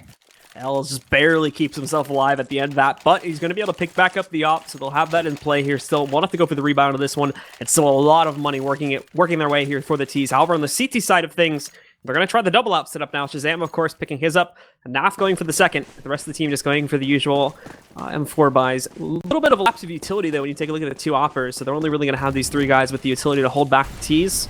And for AGG too, depending on the timing that they're used, the utility for the CTs could be absolutely useless if AGG go for this very slow play they've been favoring so far in this half. Yeah, I mean, nothing's going right for OpTiC right now, though. Shazam actually gets legged. The big thing is Naf is actually holding an angle. Double op setup, but a nice shoulder peek from Invert gets Naf to shoot. So now they push back the aggression in A main. And the Terrace is still very, very far back. So OpTiC Gaming just has to remain patient. With this 2-up setup, that's exactly the perfect kind of weaponry you want to have for that. Just let them hold the angles and wait for AGG to kind of walk into the crosshairs. And again, AGG getting ready to set themselves up for a smoke play into the A-bomb site. Actually, no one at the moment pushing in towards A main. They all line themselves up, and now they're going to group outside of it, so I imagine this couple players will be moving in here in just a moment. Just again, letting that timer tick down very, very low, wasting that time. So far, it's been paying off, though, so there's really no reason to stray away from this kind of strategy. And OpTiC, as of yet, I imagine by this point they can get themselves into a sort of pattern, but the problem is Shazam over here towards middle, it's 17 HP. That's not going to be an optimal situation, especially if there's a random nade that gets tossed his way. He's going to be a dead man. There's already that smoke coverage coming into the site, too. They're moving very, very slowly, but now they actually hop over middle instead, but they're spotted by Rush, so this sort of sneaky play to take control of Highway probably is not going to work that well. And they may end up going back through the vents instead. How does Ocean find that? He just walks right through the smoke. Stanislaw gets caught completely off guard. OpTiC, they've basically given up this A-bomb site for free. You can see Ocean just distracting while another one of his teammates gets up close. There goes Naf. Shazam, he's there as well, but low HP. Elsa could get more. He does get dropped by Rush, but the bomb is getting planted, and Rush and Shazam are both down so low. One bullet and they're dead. This retake does not look likely. There's nothing left for them to do. That's amazing that works out that well, especially considering the smokes roll in and it's like super late before anyone on that team even tries to enter into the A-bomb site. And also that attempt to go for a sneaky play on middle to just take quick control of Highway. That's spotted super early, just as they're boosting themselves up on top of it. So it's actually a bit unfortunate. I think that's a bigger mistake on OpTiC side than it is AGG just being on top of their skill tonight. OpTiC, it's pretty bad that they weren't actually able to stop that. I mean, it's just pretty bad that he just walks through smokes for free, and gets an easy kill. So yeah, OpTiC Gaming dropping the ball here a little bit. Now, fortunately, they do save that double op setup. That's the big thing. They also have 2 Molotovs to bring into the next round, and they're going to be able to drop guns. So it's going to be another full buy based off what they've saved. But AGG is already up towards 6 and very quickly, and in just 7 rounds. So this is looking like a very good half so far. They can continue to punish OpTiC, keep the economy low. Then this could snowball out of control pretty quickly if Op can't stop this momentum. And everybody on AGG, it's not like one player in AGG is doing an amazing job. You've got every single player, with the exception of Invert, sitting up at 7 frags right now. So everybody's doing their work pretty well here. And it seems to be OpTiC just flopping quite a bit. This could prove problematic, as you said. It's going to get out of control very quickly if they don't start to piece this back together. But now they're going to get aggressive in their own territory, basically working towards what AGG has been hoping to get thrown at them for quite a few rounds now due to this passive strat. Naf, though, finds Invert, attempting to peek inside of A main. They're going to finally punish someone for that. That takes him down. For the first time in a while, OpTiC get the advantage at the beginning of the round. Yeah, Invert actually spotted that push out as well. That was just a little bit too aggressive from him, going for that peek. Gets punished for it, and now AGG has given up all the map control they had, all the spread out default that they were working with, and they're all convening over towards the B bomb site. But this has got to hurry up before Shazam kind of catches wind of it. Both of the ops are going to be outside of this B bomb site, so if they do take this over, those guns are awful for retaking. That could be a huge advantage for AGG into this round if they can have any kind of success here. And now AGG getting ready to push themselves into the B-bomb site. However, close by, they've got Shazam waiting inside of Z. He can rotate up to heaven pretty quickly. No smoke has been tossed over there as of yet, and now their players are getting shut down. Daps, Rush, Shazam, all picking up kills. Ocean, though, doing some work. Is he going to find that third kill? Yes, he will. Now he's got the plant potential coming in here, but no, he's just going to barrel out and get aggressive against the remaining members of OpTiC. That will end up proving to be a mistake. As he tries to sit inside, but with no plant, there's really no reason for the members of OpTiC to try and go for this retake as of yet. They're sitting back, and Ocean now has no choice. He's got to get on this site and get the bomb down, as he's simply run out of time. Yeah, OpTiC being very, very cautious of a fake plant. Flashbang comes out from Ocean. He's got to try and find a 1v1, and he had it, but just hiding in cover. He's got to be very wary of the lower entrance as well, and he knows that one's already wrapping around on him. Here's just a little bit too late. Stan's going to get that one, but good damage done by Ocean at the end of that round. 3 kills for him. He keeps the money low, forces a lot of rebuys, some drops as well. The double ops do get salvaged, but still not going to be able to buy up completely with all the utility that they'd like. Yeah, so OpTiC now finally with a good chance to bounce back, but it's also a very risky chance here too now that they finally picked up the second round. AGG still armed to the teeth as far as this buy-up is concerned. Invert buying out completely. Unfortunately, Invert's one of the few players here that really hasn't been doing a great job for AGG, and with his choice to go for an AWP the previous round, he's actually completely run himself out of money pretty quickly. But for OpTiC, if they just drop this one like a rock, like they have been in the 6 previous rounds before the last one, then they're going to get their economy reset, and they'll be starting from ground zero as far as trying to build up some of these rounds is concerned.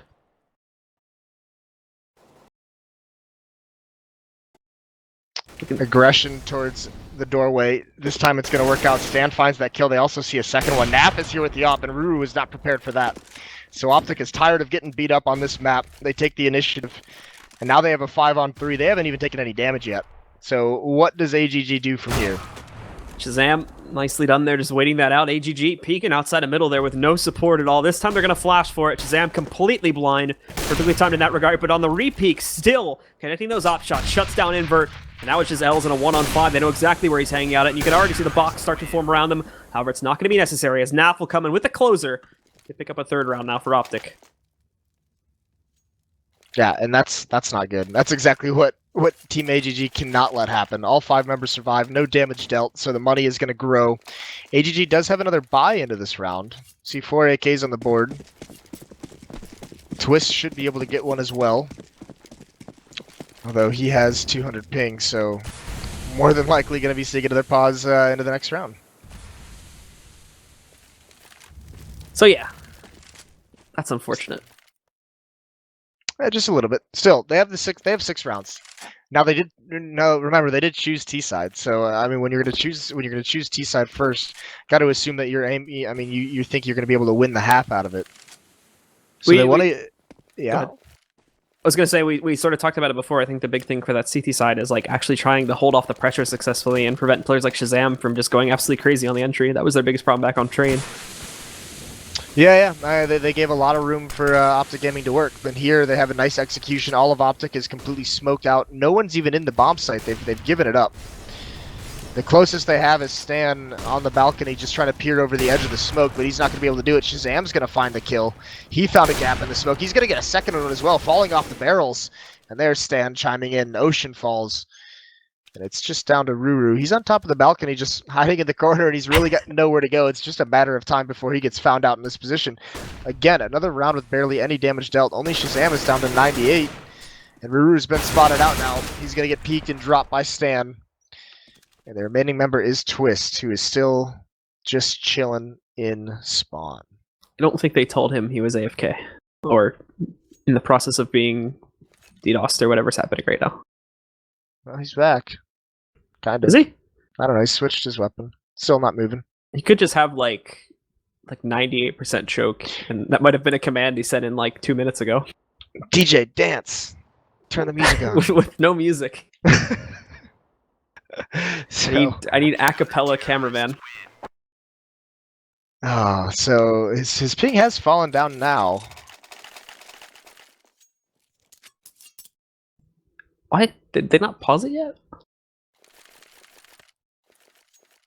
Guess not. Is he actually lagging or like? I have no idea. He's okay. no, he's back now. It seems like he's functioning.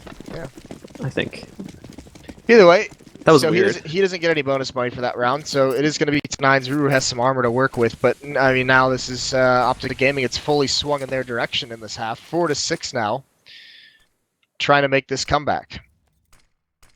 So AGG just going to press forward, basically just going for a B push. There's not really anything else besides this. They're already moving through B halls. They're going to try to enter through T main. Got a nasty crossfire there waiting for them. So unless this flash is perfect, it's going to be rough. And there's one. The rest of them just stop completely. They catch a second one, and a third, and a fourth, and a fifth. Rip. Yeah, nope, no success there. And that is 3 rounds in a row that all 5 members of OpTiC has survived. So this round we do see the buy coming out, AK-47s, Twist. Now we see the pause because Twist is back up to 200 ping. So now they're going to be like, all right, it's obvious he didn't have to take out his dog now. So now there's a problem. Yes, now there is a problem. OpTiC, of course, stands to benefit from this hugely. The biggest problem is that 4 in a row now for OpTiC, they've kind of figured this out, that this passive setup they're finding ways to manipulate it. So when they push, they're pushing with 2 people because, I mean, spread out across the map is AGG, so you can find, one person watching a certain location and you can just trade them off. How that door push yielded them 2 kills that way. Other than that, I mean, once they get those picks, it's just fall back and be prepared to rotate to a site. Just play the man advantage. But yeah, once again, with this pause, because this is going to be an extended pause, we are going to go back. Nope. Never mind. We just get canceled. I don't even. What are these guys doing to me? Wrecked. Get wrecked. So, I mean, the biggest problem that obviously is going to come out from this is that obviously with the 4v5 in the past 2 rounds, like you mentioned before, and it's been happening before this too, but OpTiC has gotten just a huge amount of money off of this one. So now that they're bouncing back, and like you were saying, now that they figured out that Team AGG are just going for this passive setup again, like they were in the last map. So it wasn't even really a matter of trying to counter, it's just a matter of figuring out that, oh, they're doing the same thing they're doing last map. Let's do this to counter it, because we did in the previous map. Now that they figured that out, now AGG needs to innovate, and this is what they failed to do in the previous map. And there's Shazam. So like every round, Elsa has been watching for that B push from like way back in T-spawn. The one round he doesn't, Shazam pushes and gets a kill. That's brilliant. Counterstrike. So an early start again. Oh, Shazam basically just having a good old time back over there behind the B site as he picks up a 2nd kill onto L's now. So that shuts him down to 3 left for AGG. And this is where this passive setup is really going to bite them, because now they've got 2 players left. They're all like just isolated. We're not even seeing any reaction to what's going on. This is like the worst part. Some guy dies in middle. Twist and Ocean are still just stuck inside mid garage. They don't really do anything. But now they're trying to push out over here towards middle itself. They got the smoke coverage. This is technically good for them because they're not going to be found out, but they also don't know what the heck is going on beyond that smoke. And in a 2v5 with literally 0 damage done to anyone else in the opposing team, the odds are just so heavily stacked against them. They're looking for that kill. It's a trade, but at this point, a trade is probably the worst thing that can happen for you, as now they know exactly where you are, and you're alone. So Shazam's just going to shut it down with a final op shot to give OpTiC another round. Yeah, not looking good. AGG's kind of lost all that mojo that they started this out with. I mean, they had 6 straight. So they're in a bit of a rough patch here, and they're not going to buy the AK-47s. They're going to go for a half buy, so that next round with the losing bonus, they can have the AKs, all the utility. They can have AWP if they'd like it. This time the Tech-9s are going to head back over towards that A bomb site. Only one member, Ruru, is left to be, looks like a lurker towards mid. And this is going to be kind of what they won that second round on, is this force buy A execution. But Naf is going to be able to dodge like all these flashbangs and smokes. He's pushed up an A main. So he sees him jumping. Now he's called it out. Molotov to slow him down. Follow-up nade, and he's going to disappear back through the smoke like a ninja. 3 members of OpTiC Gaming forming a wall, and once again there's a gap in the smoke, so Naf could have a field day here. And the op shot's coming out from Naf, though, but no connections. And they finally figure out his position on top of the toxic barrels. Els will be the one to take him down. Now OpTiC Shazam is pushing in here. Again, Ruru was watching out for this flank initially. He's only going to get tapped, but 2 kills coming out from OpTiC now. Down to a 3-on-3. Stan continues to frag for his team, and now Shazam's here with the op. Daps committing fully to that spray now, but Invert just pushing out. He's been fairly lackluster in this game so far. And unfortunately, that's going to continue, as unfortunately, he took way too long to get that gun picked up and into his hands, so they're going to be able to shut him down before he can go for the spray. If he had had that chance, he actually probably could have killed both of them because they were lined up, but doesn't even get the shot at it, as the members of OpTiC move in too quickly for him, and they shut down yet another round.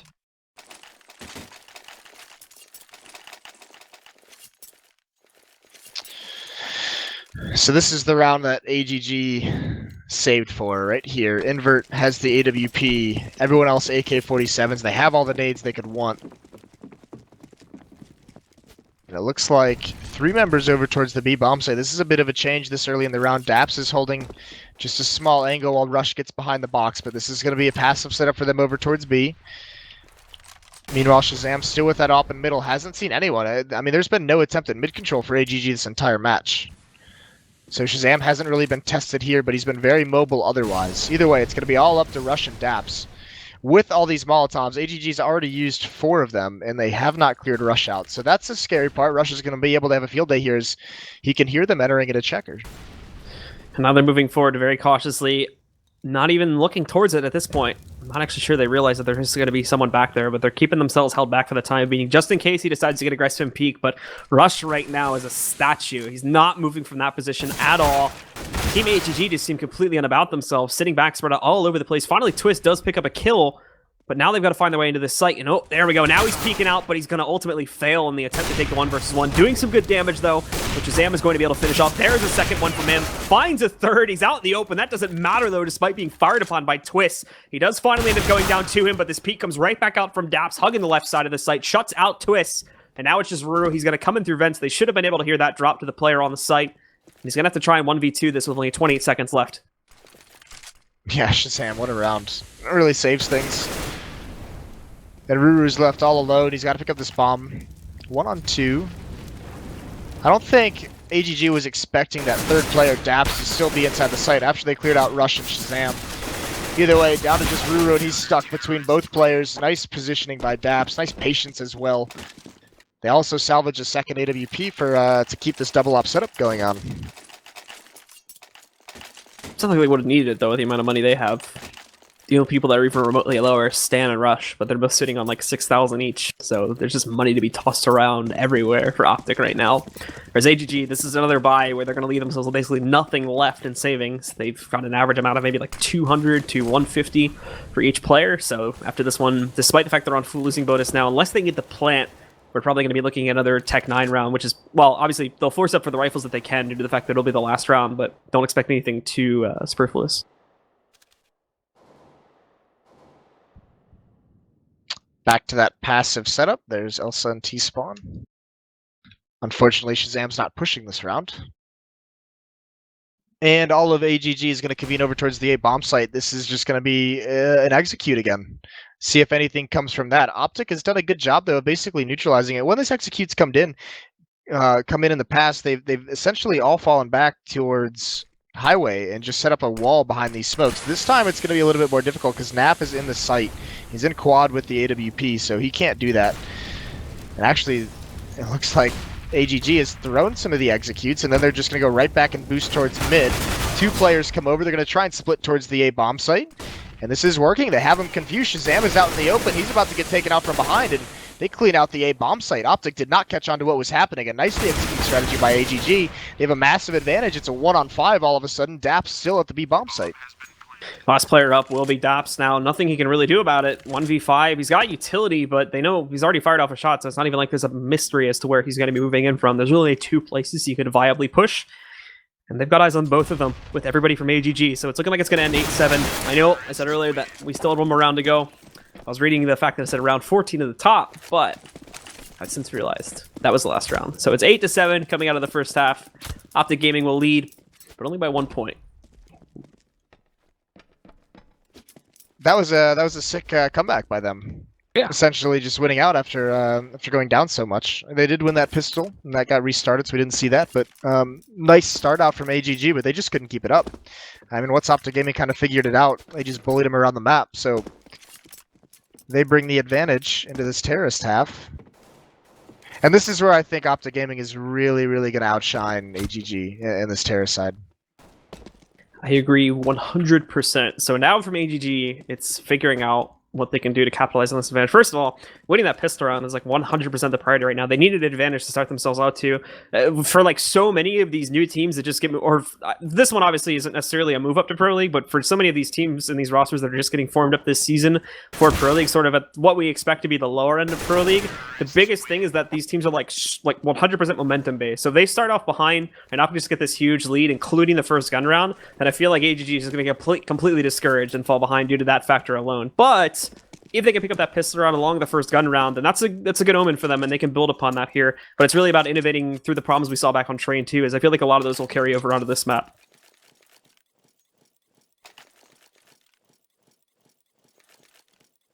Either way, AGG is going to need to have really, really good...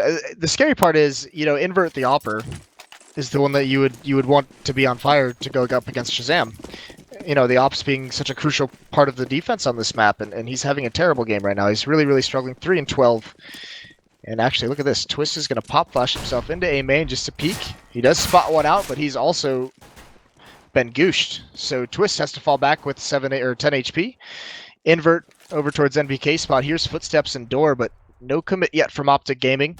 Still spread out across the map, and now they're all going to reconvene over towards A main. It looks like one might get boosted up, but nope, it's just going to be a full 5-man execute, and there's 3 members of AGG here. pushing up now. OpTiC, a big push about to come about to work its way back outside of A main.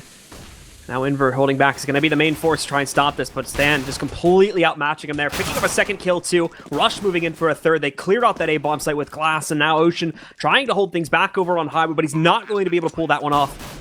He's going to end up just having to hold back and wait for his teammate to regroup Els, but again, the big problem becomes there's not a whole lot they can do. They've been pushed off. They don't have any extra utility with it being the pistol round and whatnot, and no one from OpTiC even ended up going down, so the odds are just so far stacked against AGG, so they've got to maybe look for exits, but that's probably the most they can look forward to at this point. I mean, exits don't even really do anything for you in the pistol round, Yeah. so this is just the best thing that Ocean could have is, saving that kit, saving the smoke, but even that's not going to work. He just gets spammed. Rush just says, nah. So OpTiC, of course, now they're going to be able to hold on to their lead, starting things off here in the second round, and immediately actually not going for the usual sort of 3-rifle to SMG investment. It's flipped around, and they go for 3 SMGs and the 2 rifles instead. So I expect a pretty straightforward play here. And from AGG, they've actually haven't really invested all that much either. When we take a look, it's just P250s, a couple default pistols, a single flash hitting on Ocean, as they're going to attempt to make a push inside of A main, but that flash just gives it all away, and I don't see this going very well at all. Rush sticks around to take that battle. He only manages to find 1 kill, but now Naf coming in on the flank. He's just going to completely decimate them. They still have Ruhr in the picture, but he's going to peek out now, and he's in a duel with Naf, who Naf is going to switch to his Glock, find the headshot, win this one, and again, just down to Invert, who will also be handled very quickly by Naf and his Glock. Yeah, nicely done from Naf. Nicely done. He's going to keep that Mac 10, no buy from AGG. They do upgrade a couple pistols into P250s. CZ, got a flashbang to work with at least, but that round, nothing really came from anything. They did get 1 kill, but just not really enough. And look at this, 3 SMG still on the OpTiC side, so still more than willing to farm into this round. And the big difference is a little bit more aggression on the OpTiC side than we saw from AGG on their terror side. 4 members of AGG stacking at that A bomb site.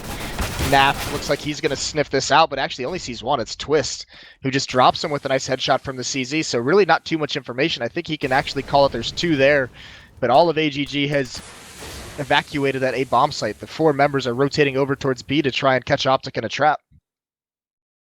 As they wrap themselves over to it, we'll see what OpTiC Gaming decides to do, but now as their members start to group themselves up here too. They'll move inside of the vents, not committing to it yet. AGG actually starting to rotate off. Those flashbangs are working perfectly to get them to bite on the rotation. However, sitting just underneath the vent area, Ocean, he's going to be able to spot the actual play coming into the B-bomb site very quickly. They jump down. Dap sees him, though. Good intuition on his part, catching that one. That's going to take Ocean out of the play. Now the rotations have to wrap back in, but they've already given up control of the site. So they're just going to waltz right in. They've got it. The plant should be an easy task to accomplish if they even need to do that. Invert's down at 3 HP. That nade's going to roll in. Almost managed to take down Invert, but he gets out of there just in time. They've also lost Ruhr, so now it's just Invert. Again, very over-surmounting situation from the deal with here in a 1-on-4. Nothing he's going to be able to do. He even turns his back at the wrong time, so Daps just leaps through the smoke and shuts down the final player on AGG. 11-7 now. Plenty of money for AGG to work with. Invert's going to have that AWP. Everyone else is going to stick with the M4s, but Shazam's also got his up, and it looks like Daps is going to keep that Mac 10. So maybe try and be a little bit aggressive, find some information, see if he can get an entry kill. But either way, if he's able to get a kill or just survive and upgrade a weapon for free, that's a huge boon to the economy. And OpTiC is wasting no time here. They're just going to 5-man bully their way into this A bomb site. Twist tosses out a nade. Does actually pretty good damage. Daps down to 61, Stand down to 65, but the hit is on. So this will sit back, playing it very patiently. Unfortunately, he's at probably just the wrong time there. Stan's going to take him down. He picks up a second one here, too. Els did trade out 1 more of those kills over towards Rush. But so far, that seems to be the only thing that CTs have. But again, the big problem becomes the initial players on whichever site OpTiC decided to go for just aren't able to hold back the flush of players moving out towards the site initially. So even if these rotations were coming in like as quick as humanly possible, they still would not be fast enough, as the initial site defenders just are not moving quickly enough. So these final 2, they're going to have to fall back and save. Ocean actually managed to sleuth his way through here and find an op, so we may be able to take that into the next round.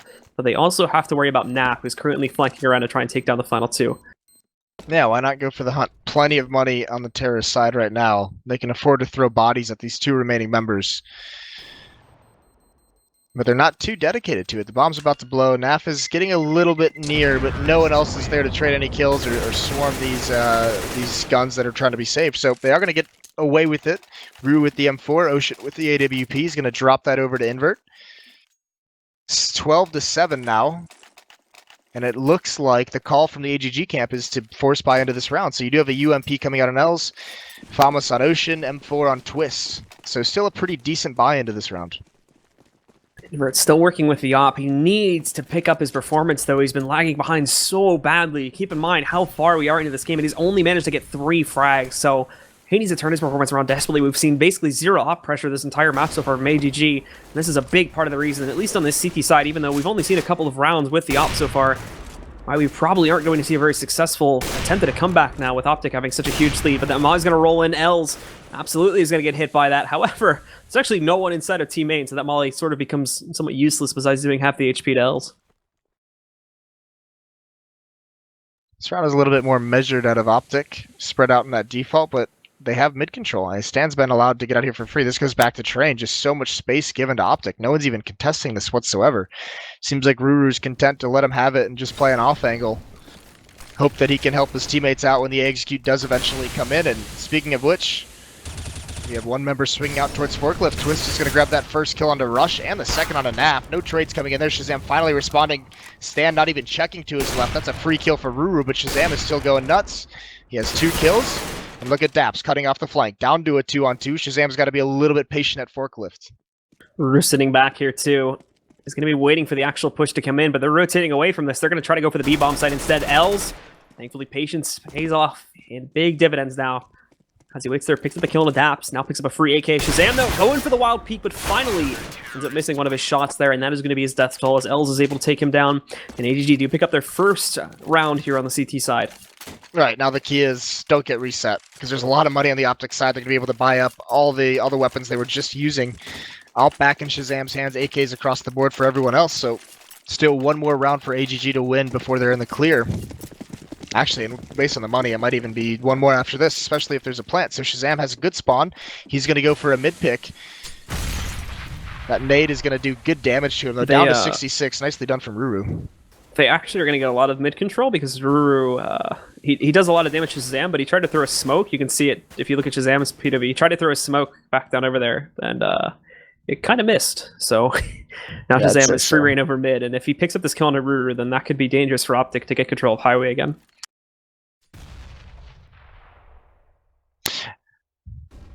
Yeah, no real presence from the CTs. Invert does kind of rotate down with the NWP, misses his shot though. Gonna keep up the aggression, gonna re-peek on top of Spindle over the box, but now he falls away. Wise decision with how close OpTiC was getting. They're gonna throw some smokes. It looks like that's gonna be a fake towards the A bomb site. Ruru, he's blocked off. He has no information of where they're going with this. And they are slowly gonna creep towards the A bomb site. Invert and Twist have to pull up a big hold here. They've got a crossfire angle, technically speaking, but that flash actually ends up flashing one of the teammates from OpTiC. It does enough work, though, to push Twist into a corner. However, that highway push Twist with a good turnaround actually picks up that kill on a stand before he's shut down by Rush, but then Ruru coming in for the trade. Daps now picking things back up for OpTiC, along with Naf shutting down Ruru. They take control of the man advantage up to a 3 versus 2, but AGG are not going to give this one up. They're tired of just saving. They want to go in and try to retake the site. Unfortunately, well-placed smoke there allows Daps to pick up Els just as he tried to get himself towards upper. And unfortunately for Ocean, very unfortunate choice he's left with now, which is basically to save again, as we've seen already in quite a few rounds. They had to at least initially try and go for that retake, because now their economy's going to be reset. So now they're in a really, really tough spot with OpTiC Gaming up towards 13 rounds. And this is like double save territory, essentially, especially if Ocean dies here. So scary spot for AGG to be in, and it's all coming down. I mean, Ruru, it's not his fault necessarily, because this is a couple rounds now that OpTiC Gaming has taken mid control, and Ruru's just kind of giving it up passively, but he's not really getting any support of his teammates. No one else is there to help him. So he's got to play it passively, and that's allowing him so much room to work with. It's basically giving them a pinch out of that A-bomb site for free. They don't even have to work for it.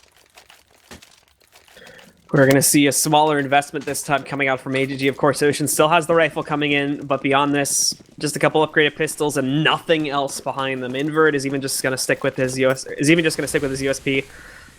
So a very light attempt at defending the sites. More than likely, We should expect OpTiC to be able to clean this one up very easily, considering how the CT side has gone so far.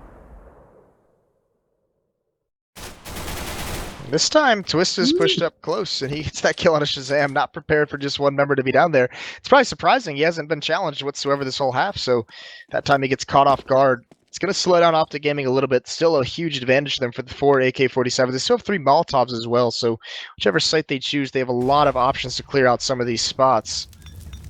And there it is. Molotov into vent, going to burn Twist. He just gets out of there just in time. 4 members now at this B bomb site for AGG. Just dodging Stanislaw just in time, too, as he was peeking down. Stan was getting ready to peek outside of window room, or sunroom, I think, as I miscalled that on accident. Now, the rest of OpTiC, though, they rotate back over here towards A main, and they're going to make a push in towards it. Ocean, if he gets lucky and they don't check it, then he could do some serious damage here. But if not, AGG have already locked in holding onto that B-bomb site, and rotations are super far away. So now we're going to start to see them come into play as they can see these players moving in. But Ocean fires so early, finds 2 kills, though. Good pickup from him, but he's ultimately going to go down, and these rotations are moving in too slow to deny the plant. Yeah, thankfully Daps picks up a Molotov to slow things down. The op is stuck in the site, but with just pistols, they can't really aggress to keep him pinned down after this plant. So Shazam's going to have plenty of time to readjust. Daps using that AK-47 long range. Actually, Shazam's very close up. And there's a flank coming in. Daps has got his eyes on it. And he gets that first kill. Nice shot. There is a second one. He doesn't know it quite yet, but Twist is out with an AK-47. This is a little bit scary now. He's going to get a free kill on a Shazam from above. He jumps across, and he gets Daps as well. And that's going to be the defuse. Nice play from Twist. And they absolutely needed some kind of a miracle in that round, and they got it. Twist even getting some like extra style points there for like following through on the jump and jumping up on top of Quad as well. That was a bit unnecessary as he actually had the position on top of Red to take down Shazam, but he ends up pushing back to Quad anyway, just for the extra bit of pizzazz at the end of it. So we are going to see a pause coming in. I am taking a wild guess and assuming this is from OpTiC at this point, but for all we know, and for the way that this match has been proceeding so far, could be another player disconnecting. So we'll wait and see.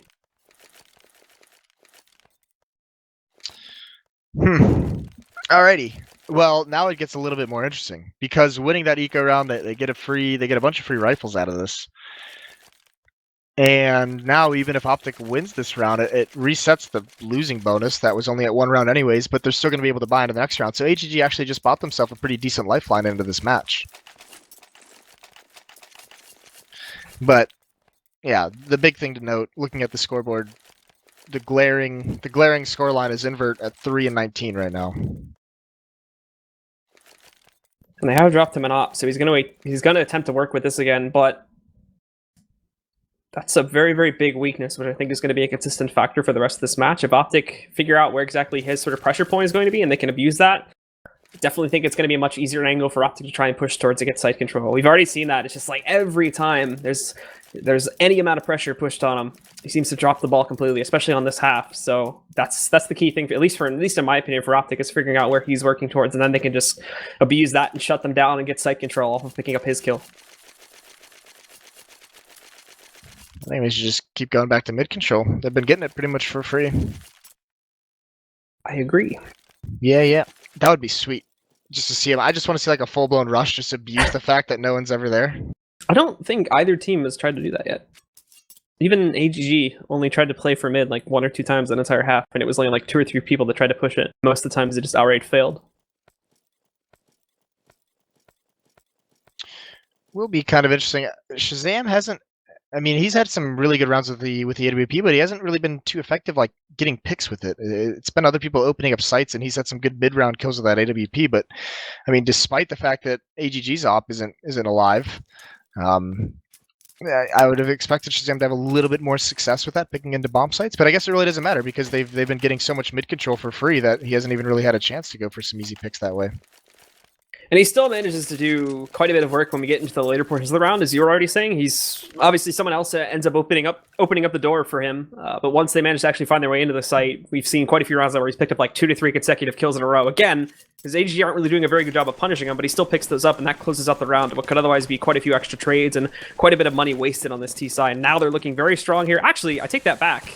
Most of their players are pretty weak here, as the past couple of rounds have been a little bit rough. But at least in the early portions of this half, we were seeing sort of the exact opposite. Nice Molotov into the vents. There was a boost up, and Else is forced out. That's going to allow one member, Daps, quietly creeping up towards Highway. Hasn't quite turned the corner yet. Ruru is a little bit exposed. He's going to flash towards mid. You can see Invert wants to take this peek. He eats a nade, though. He eats 2 nades down to 45. That's going to force him back just a little bit, and there's Els. Finds Daps, gets traded off. The peek from Invert misses the shot. Now it's all under this A-hit. Twist is still alive in quad, patiently biding his time. He gets traded off. Just down to Ruru, who can't do anything. He falls back, gets caught in the open. Quickly just down to Ocean in a 1-on-3. He's getting flanked out as well. Down to 50 HP. There's one member in the B bomb site. And I don't know... Ocean, okay. He's just going to grab the op, try and save it, it looks like.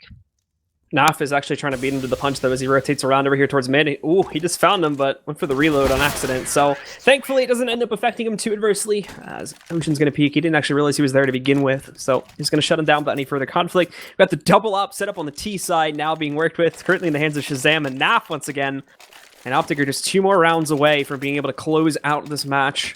I'm taking 2 best of 1s for tonight. And as for Team AGG, to try and resist this, well, they don't have a whole lot. They're going to go for some upgraded pistols, but they're not going to fully buy out here. Double up on the T side. Interesting.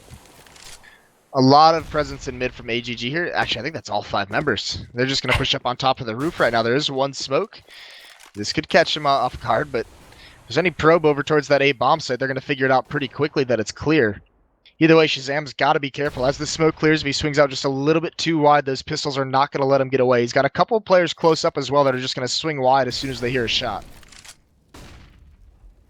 Now OpTiC just sitting back, actually playing it pretty passively now. At least after moving for an initial little bit of control at Ocean. It's going to say, keep the door closed, please. I don't want the heat getting out of inside, but Naf is going to punish him for that, so I'm not exactly sure why he tried to do that to begin with, considering he didn't actually have any more backup. Now the CTs are pushing in, and this is where that stack on mid could come into fruition.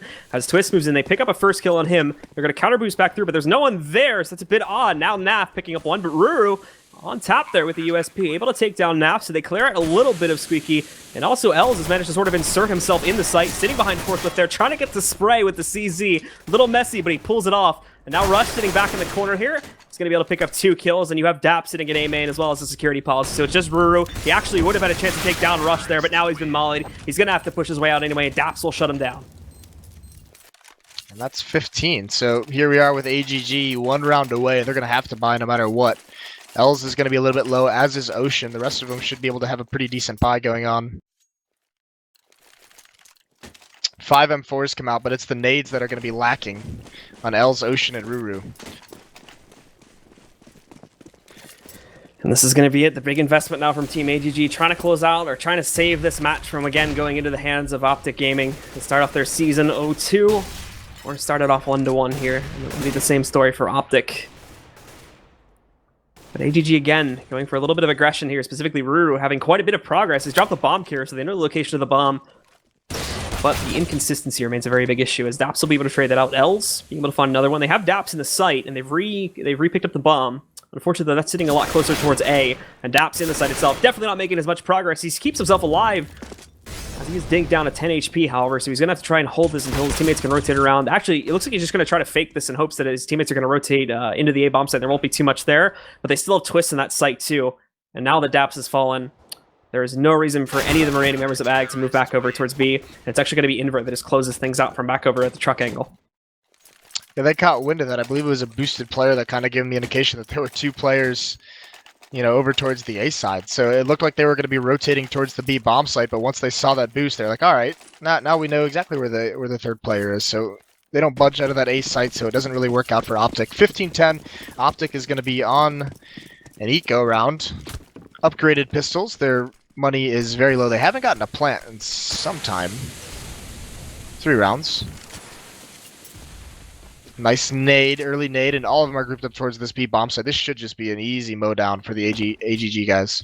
Els is pretty overexposed. He moves back to the headshot glitch now, and actually messing up the spray initially, so it gives them a decent amount of control, but now they clean things up. 2 kills coming up from AGG, a 3rd now from Ocean, and the Heaven support's going to come in to stop anyone else from pushing further onto the site. There we go, it's all shut down. Just Stan left alive here. And wow. What's this? Talk to me, Blue. What's this? How angry are you? Why did Invert just disappear randomly? Not that, but the other thing, yeah. Wonder what's going to happen to the next round now. It's a big mystery. I Wow, just love how triggered you get with that. As I said, kills the suspense. Hate it. Well, we'll see if AGG can defeat fate. They can find some way around their destiny. This time it is just going to be Twist. This is actually a mid-control tactic. They have 2 players now in mid, Invert and Els. 3 actually, a little triangle of doom. Ruru as well, but unfortunately it's Twist who's going to get all the action. This is going to be a pretty fast A-hit. OpTiC is ready to burst right through this smoke. Twist is going to drop the Molotov for door, and here comes the OpTiC attack. So Invert again, shutting things down there as he picks up 2 kills sitting back at that truck angle, doing work. Now he's going to be smoked off, so will not have that much success, but there is another player from AGG sitting up on upper. And I don't think they've noticed him as of yet. Daps, though, able to do some work. He's shutting down Invert as he attempts to push out for the truck angle. Shazam lurking and is saved by Naf, too. Peeks around the corner just in perfect timing. They swing it down to a 3 versus 2. Els is trying to rotate in through A main, but I think they already realized there could be someone there. Naf is going to come up behind him there. Hasn't actually been given any indication, at least as far as I can tell, just as of yet. And then you've got Ocean trying to work his way in from truck, but he's completely blind. Tries to fall back, but it's too late. He's tagged by Daps and eventually shut down. Now you've got Els for a last-minute attempt to make his way back into the site, but it's not going to happen. And OpTiC will be closing out this match and take 2 maps for themselves tonight.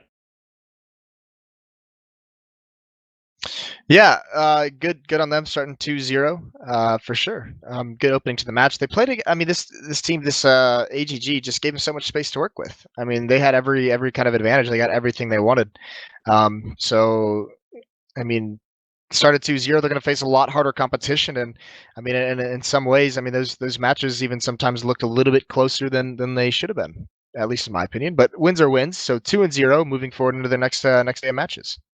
So just to clarify once again, guys, in case anyone is curious, considering Sivo used to use this system, we are not doing a best-of-2 sort of system for these matches. The way we are doing it is we're just doing 2 best-of-1s between the same 2 teams every night. So those were each separate matches, and they're each going to count for the points that they're worth if you were just winning them separately. So for the 1-1 we had earlier, each team is going to get 1 victory and the points that come with it. And for this one, after taking a 2-0, they are just going to get 2 separate match victories. So I believe that's going to close it out for tonight. We'll be back tomorrow night around the same time, 8 p.m. Eastern Time, 5 p.m. Pacific, with more of the matches, which includes Team Liquid's debut with Simple jumping onto the roster.